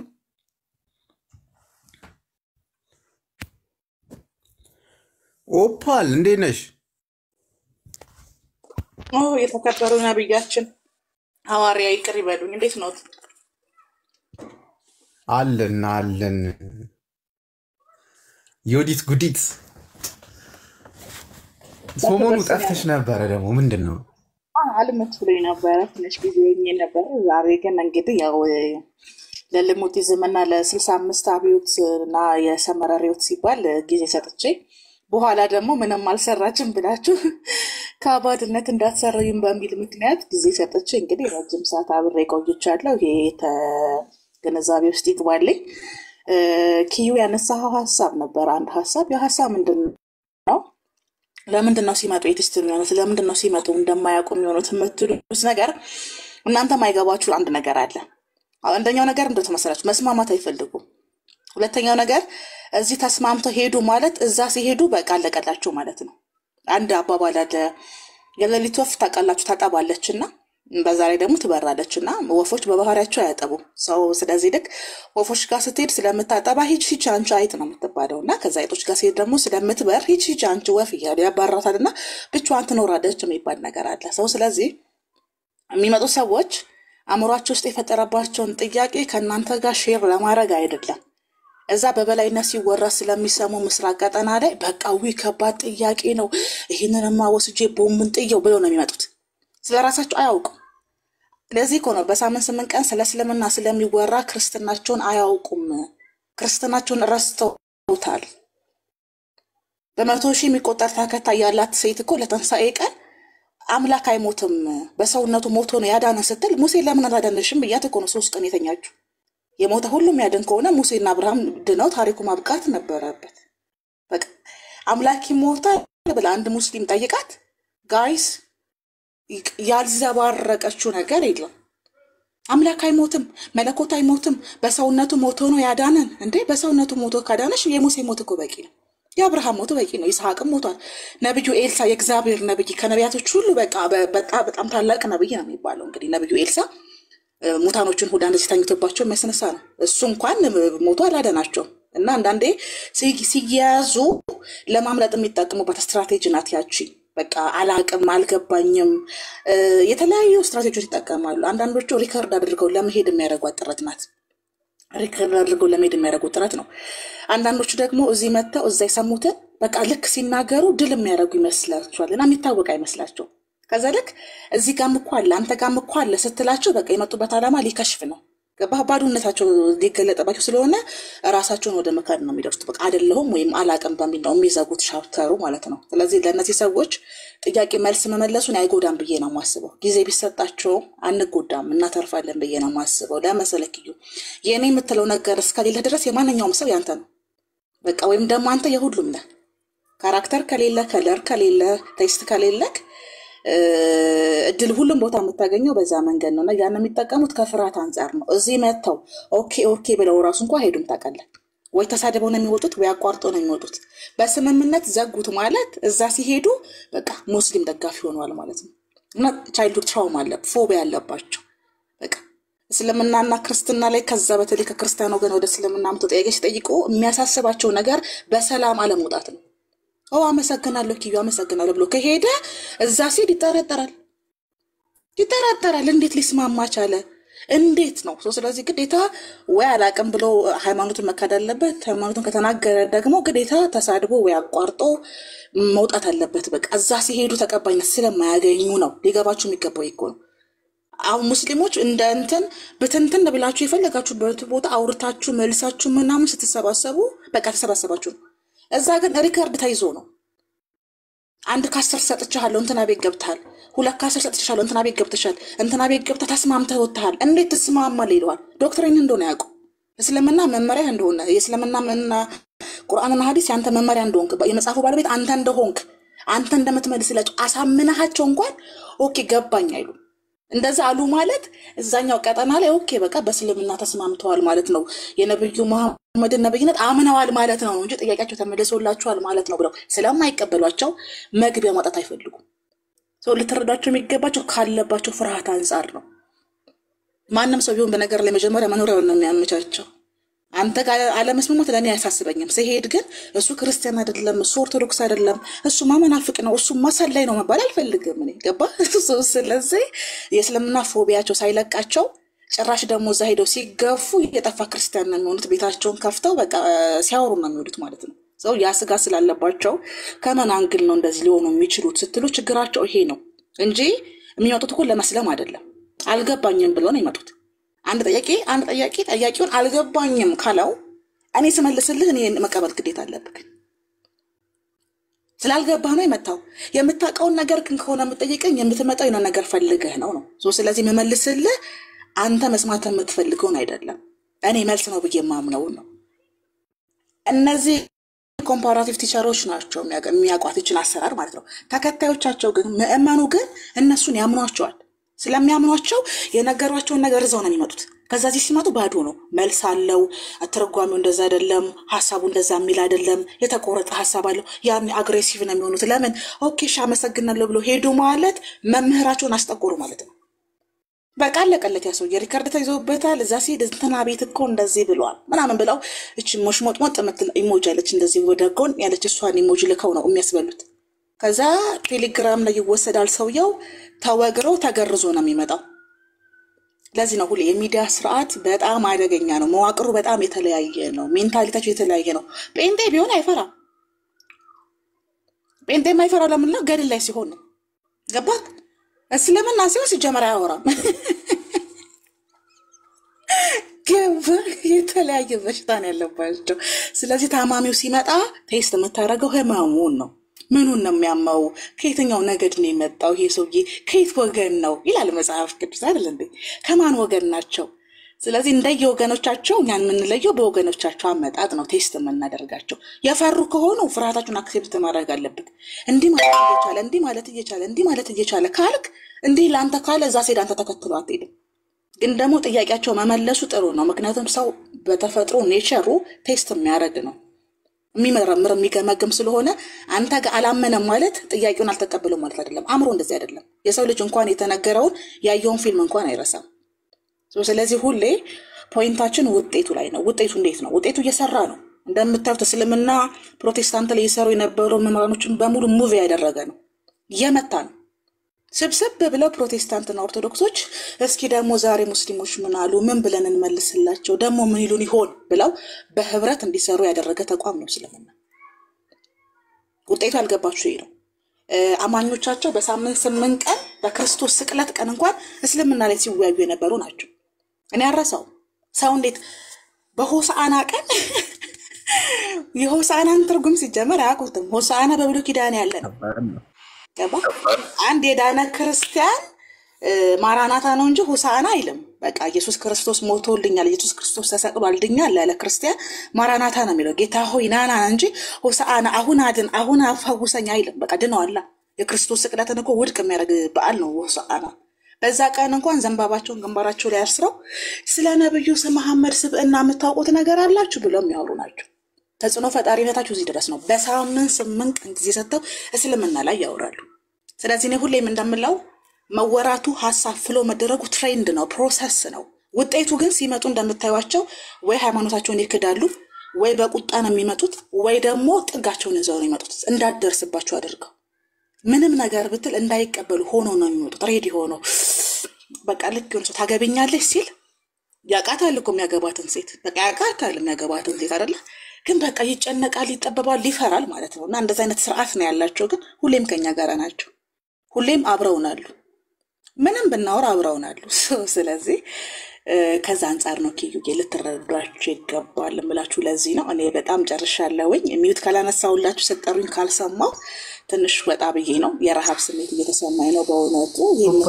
አስተዋጽኦ ካለኝ ለማህበራችን የሚገርም እይታ ነው ማለት እኔ በዛ እንግል አላየሁትም። ታውቂያለሽ እኔ መሰለኝ ምንድነው ይሄ ጥያቄ እነሱ ጋር እንዳለ ቢነገራቸው ሌላ ጊዜ መጥተው አይጠይቁም የሚል አስተሳሰብ ነበረኝና በጣም የገረመኝ።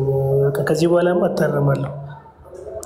ባቢ በሉ እንግዲህ 30 ሰዓት ደርሷል። መጀመሪያ ሐሳብሽ የሚገርም ነው። እኔ ተመችቶኛልና ግን ትንሽ አልተስለመለምሽም? አይደለም ሐዋርያችን አሉ እኮ እኔ ታውቃለህ፣ እኔ ሁሌ ከባላጋራዎቼ ጋር በሳንተም ችግር የለውም። ግን ከላይ ሳይ ሐዋርያ ያሉና በሳቸው ፊት ከዚህ በፊት ነግረውኛል። ቴምፕሬቸርሽን ተቆጣጠሪ ብለውኛልና በነገራችሁ ላይ ሁሌም ቢሆን ጋባዥ አይሳሳትም። የስልጣን ትንሽና ትልቅ የለው። መጽሐፍ ቅዱስ ሲናገር በእግዚአብሔር እንደምትገዙ ለጌቶቻችሁ ተገዙ ይላልና ከፍ ያለው ስልጣን ያላቸው ሐዋርያት ላይ ስላሉ እሳቸው ለማማለል የተደረገ ጥረት ነው። እሺ ቤተሰብ ይሰማል ድምጼ? በቃ እኔ ሸር አድርጉልኝ። ጥያቄ ምናምን ሲኖር እሺ እመጣለሁ። እሺ ዛሃራችን እሺ ጥያቄ ሲኖር ሸር አድርጉልኝ ኢንሻአላህ። እሺ ምን አልሽ ማማዬ?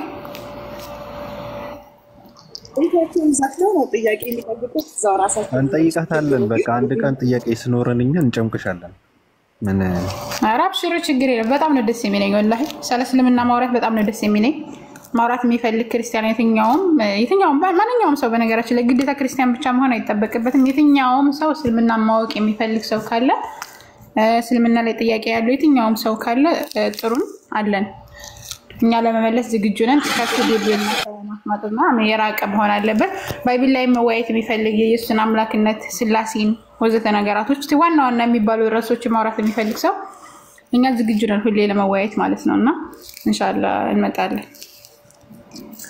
ኧረ እንኳን እስልምና ብቻ ሳይሆን ስለ መጽሐፍ ቅዱስ ራሱ ጳውሎስ የሚባለው ሰው ሙስሊሙ ነው በእናንተ ስለተነሳ በቃ እናንተ ነው የምንጠይቀው ኮምቦላ ራሱ ስለ መጽሐፍ ቅዱስ ራሱ ኢንሻአላህ ችግር የለም ኢንሻአላህ። እሺ